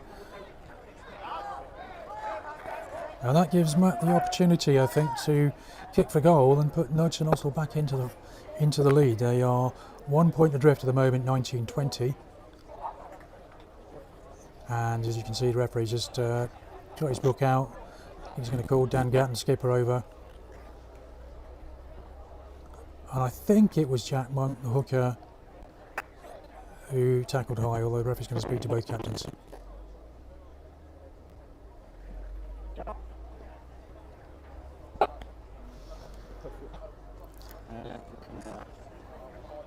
Just have one back in the bin, just come back on. In there. Yeah, I don't think he had a lot of choice there. Yeah, the referee's first job, of course, is the player's safety, and that was, it wasn't deliberate, but it was probably reckless in my view. And it's not my view that matters, the referee's view, and he's quite clear about it. He also is talking to, I'm not sure who that is, as the second yellow card. That's number 4, Matt Daly, I think, for what happened after the incident. He throws his bottle away in disgust. And I think he's also going to talk to Matt Shepherd.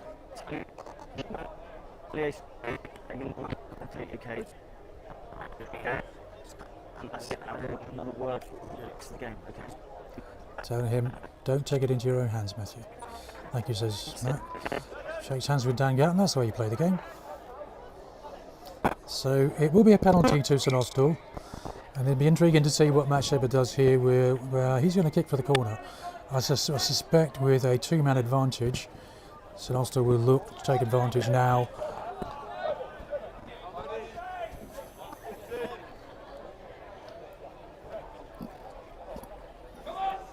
So down to 13, Chew Valley. Can St Austell take advantage? Line out about 7-8 metres out. Peter Harris to throw. Taken cleanly by Mark Vine, and St Austell look to get the ball going forward, which they do. Referee's talking to them. Can they get it over the line? Ben Plummer goes in to help add his weight. They're close, they're rumbling. And over the line goes Pete Harris. Or is that Dan Jobe? It's that man, Dan Jobe. There'll be some smiling white teeth on display in the bar. I reckon that was 40 metres, Dan. Pete Harris, congratulate him. Well, I'm not sure how it works, but I do know that when teams have a player in the bin, they tend to concede points, and that means St Austell have gone back into the lead. This has been a seesaw game, this one, with St Austell being ahead. I make it 3 times, and now True Valley have, of course, been in the lead 3 times as well. So that makes the score 24-20 with the 2 to come. If Matt Shepard kicks this, it'll be 26-20, which of course is less than 1 converted try, and you can be sure that True Valley will be back for that.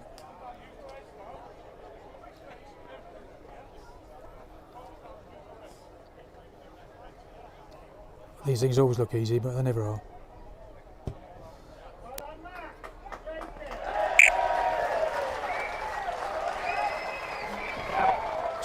St Austell 26, True Valley 20.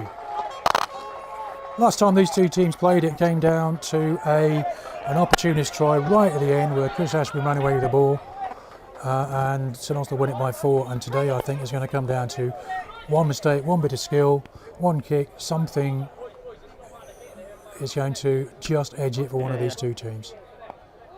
John Bryan says that ball needs a bit of air, please, ref. No, not playing with a flat ball. Yeah. We'll change it.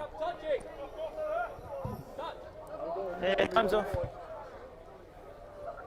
That's the man who just kicked that ball I was just talking about. That's Chris Ashburn. Love to see him back here. Time's back Had on. a really serious hamstring injury back end of last season. Not been able to play since then. Adam Keller can't hold on. That's 4. And the referee's playing advantage to Chew. And you can be absolutely certain that they'll have a go. Broke up in the middle there, so the referee bring them back for the knock-on. One of the things that Chew have done very well indeed is put pressure on the side receiving the kick. So when you get the ball, you get the man as well. That happened there again. Adam Keller, who has got fabulous hands normally, even he couldn't hold on.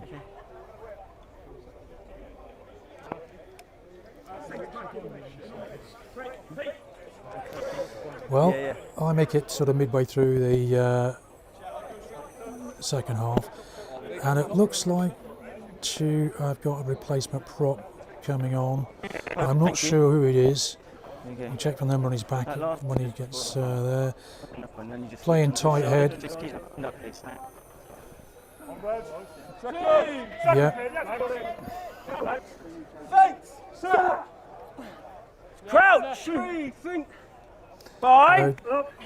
Ben Mead put in. Set! With a reduced scrummage, so I would hope to get something on here, but they certainly do not.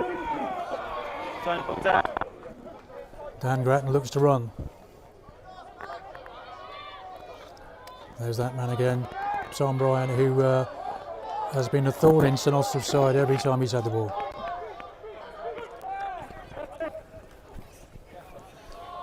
Move 8, red 8! Oh, that's lovely hands, but good defence there by Sam Parsons. Read that. Tom Bryan got man and ball that time. Side midfield. And the referee's playing advantage. And Scott Parsons punches sort of a hole, but I think the referee's going to bring it back for the no advantage coming. Offside. 2 and 10, both just in front. There you are. So Pete Harris and Matt Shepard were offside there. That's an opportunity once again for Tom Bryan to kick a goal, but a bit like both teams seem reluctant to kick the goal. They're all very keen to run it. Maybe Ben Mead has a look. He's don't forget they're down to 13 players. So no, Dan Grattan says we'll go for the corner and we'll have a go from there. Oh no, I beg your pardon. Dan Grattan gives the ball to Tom Bryan, who's going to kick for this corner. My mistake, which he does.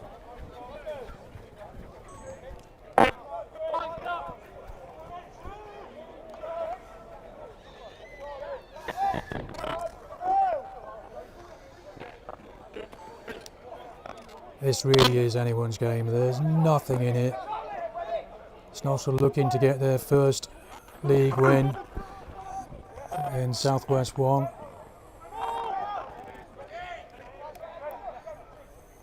Chew Valley looking for their second after scoring 80 points last week. Sort of currently top of the league, but doesn't mean much after one game. That's the big number 12, Miles Morehouse, who's had another strong game. Well, once again, the referee's playing advantage, and Ben Mead takes it quickly. Looks to go himself, he's looking for support. He's up close to the line, but he held on.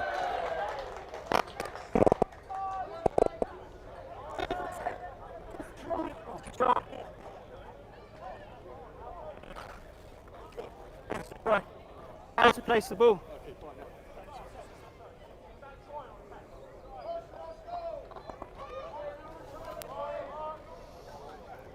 Referee's bringing them back right up the field.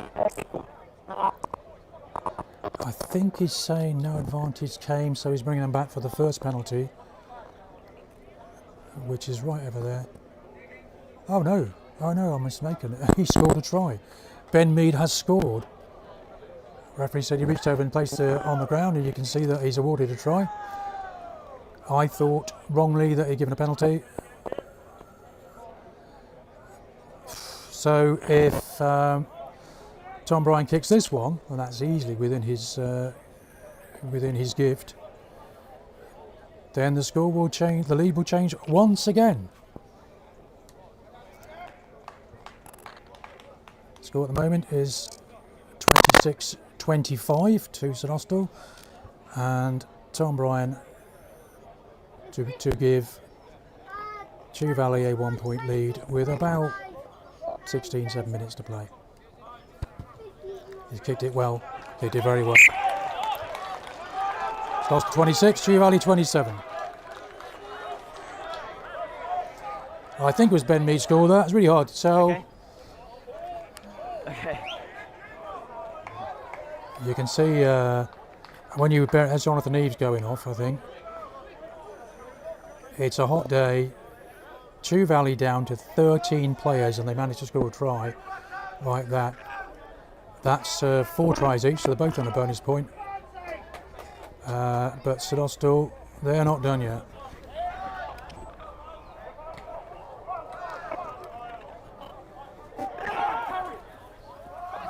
Now release, 2. Well done. Ben Mead opts to kick. I think Max Bullen is probably down there. No, that's not Max Bullen, that's Adam Kello. He beats 2 men. Ball's available. There's Cam Taylor, who had to sort of stumble backwards to pick the ball up, but he still managed to beat the first man. Matt Shepherd looks to get the ball wide. There's Danny Tyrrell, who's really had no opportunity today. 2 lovely tries last week.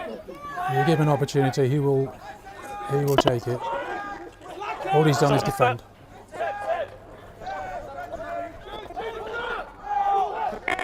Bryan gets met by 2 Valley players. Ben Plummer once again holds the ball out in front, looking to keep it alive. Danny Tyrrell has a little chance, but he's tackled very well.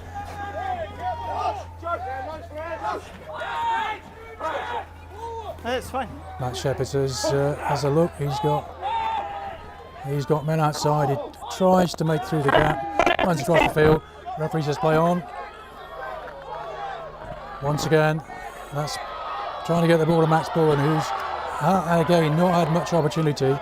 Kicks it back inside, and the ball's gone forward. So the referee will bring him back, I think, for a strong. Actually, the touch judge put his flag up. There's a few disagree over there. Time's off. That's his flag. That's fine.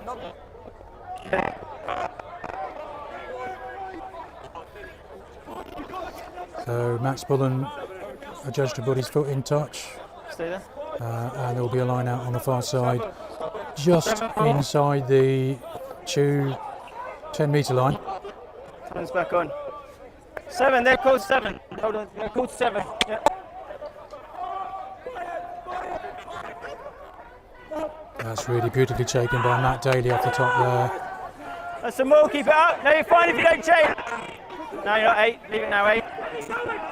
Still moving, it's still moving. Two looking to keep this going, trying to force a penalty, keeping it in the tight. So difficult to defend once it's going forward. Dan Gatton moves it, there's the danger man, Tom Bryan. And he beats Max Bullen.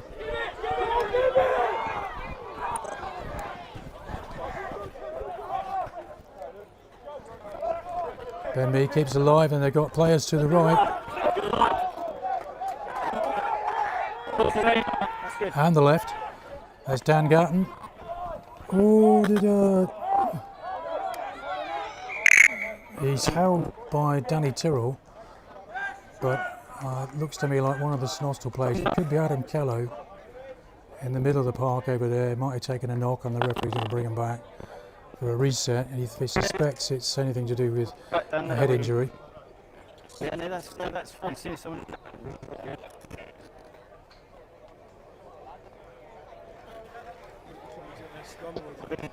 Let's scrum back down there.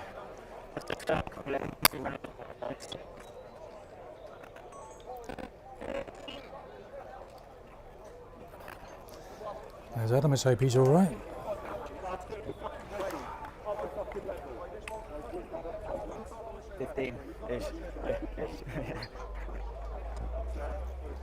I just heard the referee say 15. I'm just guessing that's what is the time remaining.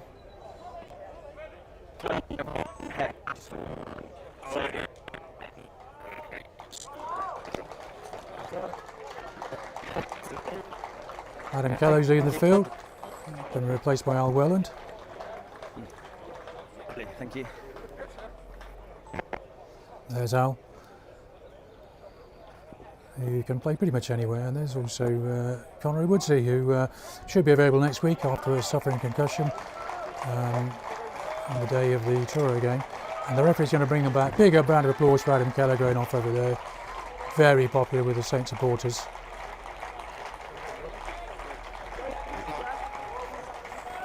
Looks to me like, I might be wrong here, but it looks to me like Chew are back to a full complement. They look like they've got 8 forwards playing, and I count the 7 backs. So it's their ball. They are about 7 or 8 metres out. And if they're able to score now, they will of course move more than 1 score clear. That's a good scrum. That's a very good scrum. Ben Mee just waits. He's playing advantage, the ref. Ben Mee waits, he waits. Number 8 picks up and goes. And you can tell from the cheers. His legs in the way. It's a penalty. He didn't score. It looks like Matt Shepard held him up. Angle, number 1, angle. I can't see him. There's bodies in the way and legs in the way. I can't see if he's grounded it. It's your penalty here, okay? Quite clear from the ref. Didn't see a grounding. Can't give a try. But there's a penalty there. And you would imagine from that she would either opt for another scrummage. They're 1 point in the lead. Any score now will give with about 15 to go. Is going to be a tall mountain for St Austell to climb. 26-27 is the score.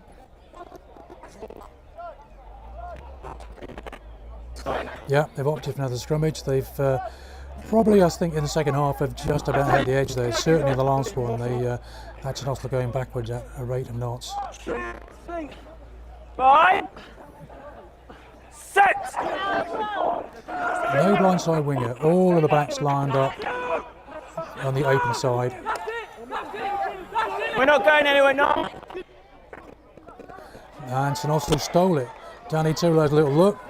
Takes on Dan Gatton, but there are 2 back row players in there. Hands for. St Austell have managed to retain it. And Matt Shepard, a little option, but 2. Number 3, you took him out. Not you. Number 3, not you. I'm not saying you. You're number 3 turned across him, turned his body into him to stop him coming through. Yeah, referee's playing advantage for. You're number 3, turned his body through the man as their forward was coming through. That's an offence at the scrum, given against Charlie Nicholson. He's saying that. No, that's not the point. It's still blocked. He's still blocking, isn't he? Yeah, so no advantage game. There'll be another penalty. Okay, well, if I'm this side open, I'm not going to skip behind. Time's up. Yeah. Can we watch them flying in? Okay. Straight to Yeah, okay. I saw them both going down, but okay. Yeah. Time's up.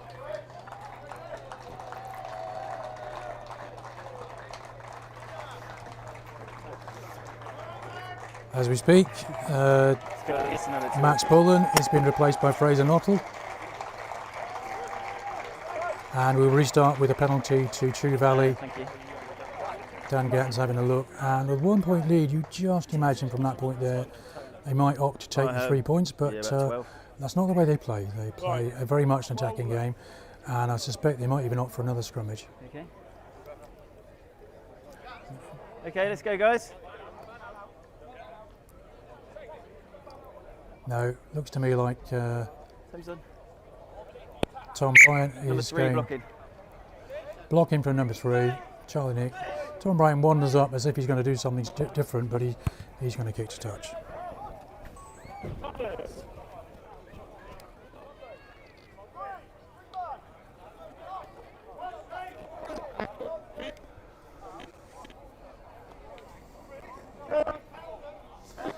Yeah, Jack Monk is back on, so he was one of the players who was in the bin.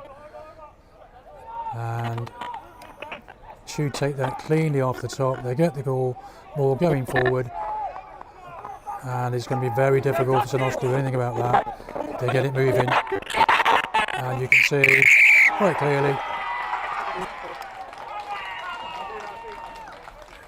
it looks to me like Jack Monk may have scored. Or maybe it was number 5. He comes up with a big smile on his face. That's Matt Blacker.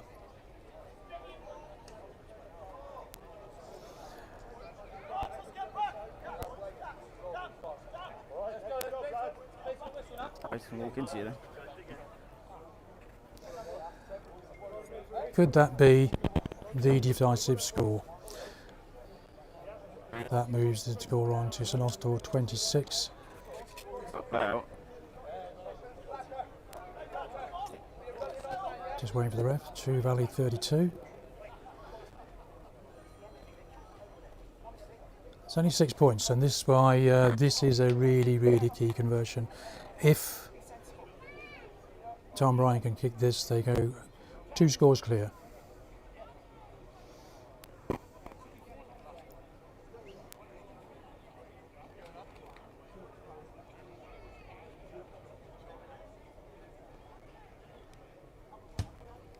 He's kicked it well,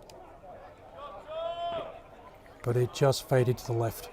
Score is 26-32. Everything to play for. Then St Austell steal it like they did last time the two teams played by scoring a late try and converting it. But they're currently 6 points in arrears at 26-32. On a bonus point for 4 tries, but that's not what they're after.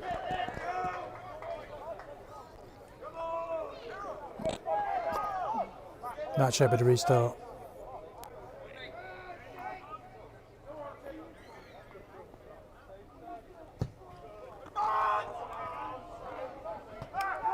That's how Welland, who does that so well, just joined the fray.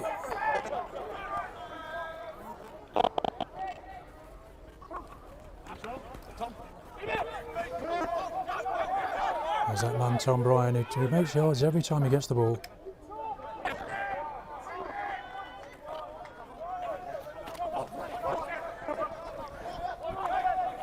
Tom Blacker taking it, man and ball, tackle there.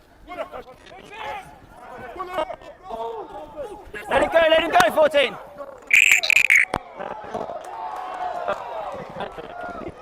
Danny Tyrrell penalised for not releasing. You could hear the referee called, let him go, 14. And although he protests, there's not a lot of point. Is the 11 not releasing?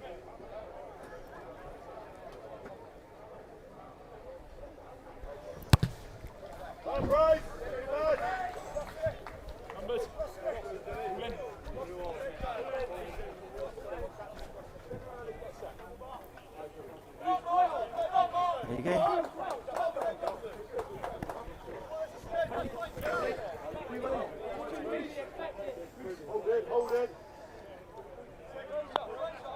The second half, Chew Valley, despite the fact they went 2 players down, have really turned the screw in St Austell. They've done it by keeping the ball. Some more. Playing some sensible rugby, attacking when they need to, but like that, right there, putting pressure on every facet of the game. Sam Parsons rushes up, and that gives Tom Bryan the opportunity to have a look.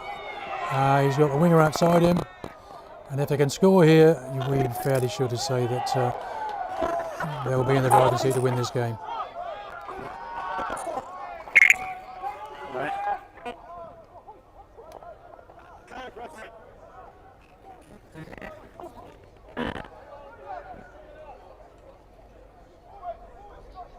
Referee once again having a chat with the skippers. That's Dan Gatton and Mark Vine. Can't quite hear what he's saying, but I will hear it tomorrow. If Dan Gatton was take a step to the right, we'd hear him. Seems to be directed particularly at Dan, so I suspect it might be a penalty to St Austell. Really hard to know from here. But he's speaking to both players. And he's going to his pocket and calling over Sam Parsons.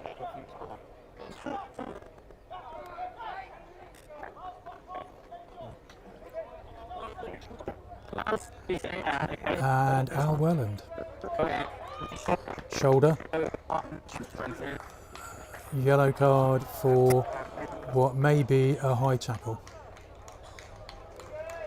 Dan Gatton asking questions, as is Matt Shepherd. Time's still off, we're dealing with it.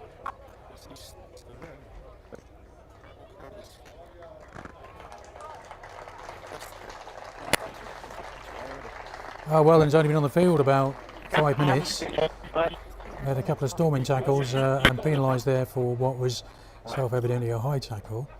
And there's still something being dealt with by the referee. Matt Shepherd's protesting. Have you carried out?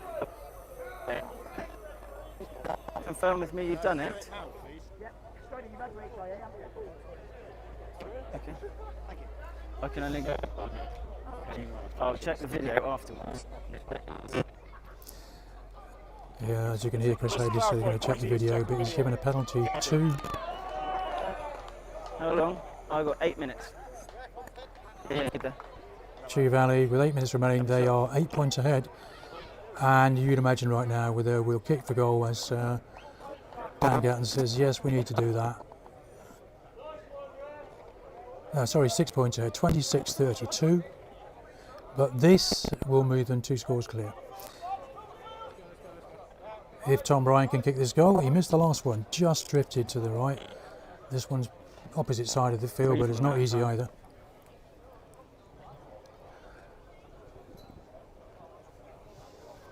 I have to say, I did not see what referee Chris Hoadley was talking about, but we'll have a look later on, and if I can find it, I'll add it to the recorded version, which goes out tomorrow, probably back tomorrow afternoon. So Tom Bryan to extend Chew Valley's lead.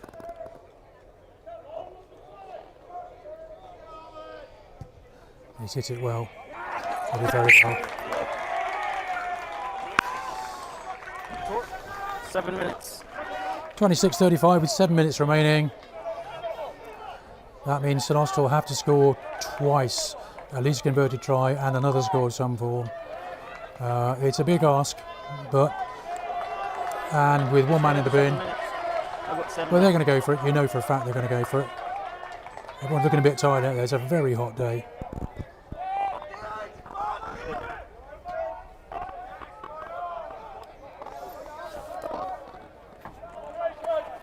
Let's go now.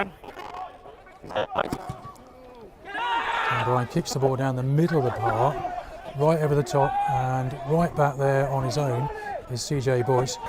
And he's looking to have a little run because he knows he's going to go. He finds Fraser Knottle, who goes across the pitch, back to CJ Boyce. Austell know they've got no choice but to give a run. They've got to score at least twice.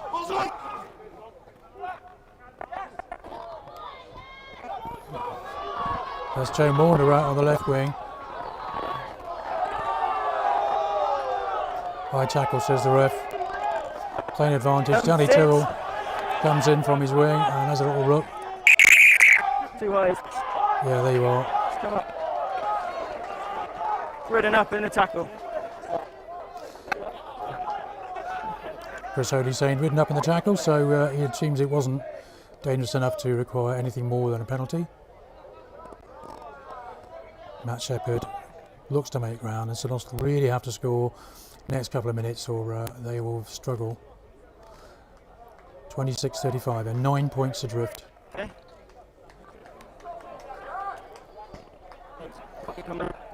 And I think whatever happens as a result of this game, even if they manage to sneak something from it, I think St Austell realised, you know, what they have to do to compete at the top level of this level 5 in this league.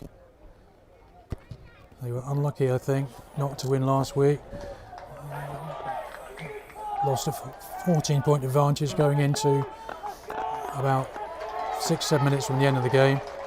Ended up with a draw, and today they're 9 points trailing with about 6 minutes to play. What they do have is a line out just outside the Chew Valley 5 metre line. And you could put your money on Mark Vine catch and drive.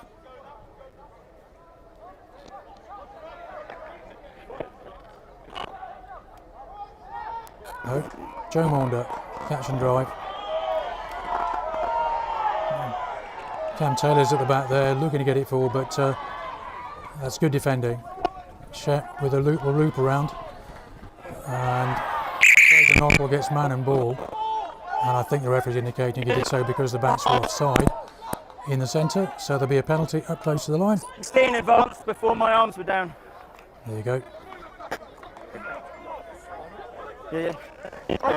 So because this point here, because Chew Valley have probably had the advantage in the scrummage, that St Austell have chosen to go for the line out, Matt Shepherd just rolls it into touch. You can do that without kicking it, I think. So Pete Harris, last chance saloon, 9 points adrift, 4 or 5 minutes remaining. Have to score twice. Chew Valley defended so well today, they really have. It's probably the significant difference between the teams is that St Austell, when they run the ball, have always been dangerous, but they've not been allowed to be dangerous today. Very little in the way of open attacking play. Release him, now release 4, well done. Pete Harris pushed with the ball there. He has a little rumble. He's wrapped up well, but he's kicked the ball the line. That's Dan Job, who scored a try a few minutes ago.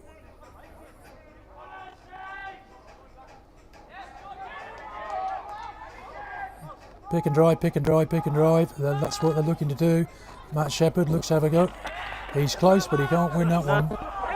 And it looks like St Austell still have that. Yeah, they still have it. They have to score here. Danny Tyrrell looks to go wide. Matt Shepherd feeds CJ Boyce, who gets man and ball. Oh, that's lovely play by number 1 there. Straight through the middle of the right. And the referee's playing advantage again for offside, I think. He's going to bring them back. It won't be long before he has to reach for his pocket again if that's persistent. He's already spoken to. There's Rhys Daniel, looks to Danny Tyrrell, looks to wide to Joe Maunder. Can he get there? He's very close. This really is all or nothing. Oh, that's really good defence. Driving defensive ball. With Danny Tyrrell, little option but to take the ball going backwards. And even Dan Joe can't cross the gain line there.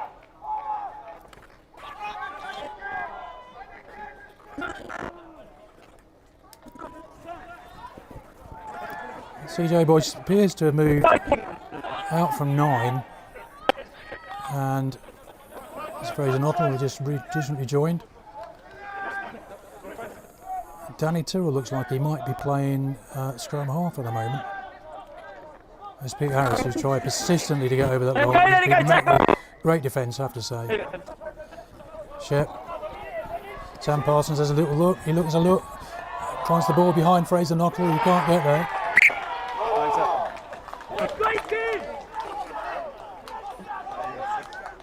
Just a minute.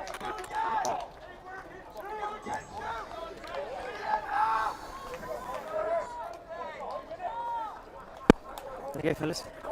Thank you.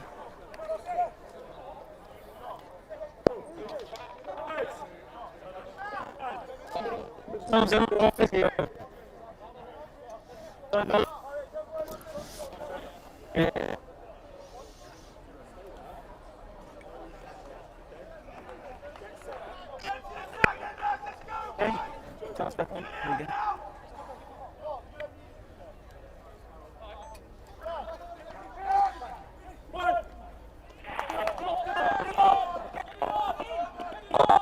Off his net, yeah, off his net. Being the sort of cornerstone of Chew Valley's game today, their set pieces worked everywhere. Scrums and line-outs have been absolutely solid. Yeah, he's still bound, he's still bound. Yeah, he's on the arm. So we've got that more going forward. And Tom Bryan kicks the ball off the field. That's the final act of the game. Time is gone, I'm afraid. So Yeah, and they carried on going. Time is gone. 26-35 is the final score to Chew Valley.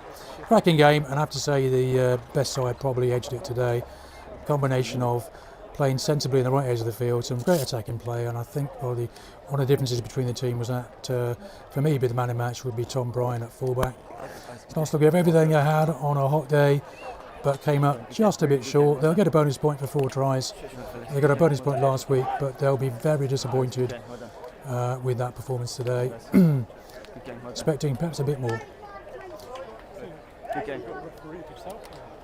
There's Chris Hoadley, several yellow cards, explained all the way through the game. Good referee performance, no hassle, nobody can complain. So final score today at Tregorrick Park in South West 1. St Austell 26, Chew Valley 35. Thanks for joining us, and we'll see you again next week when St Austell visit Devonport Surfaces.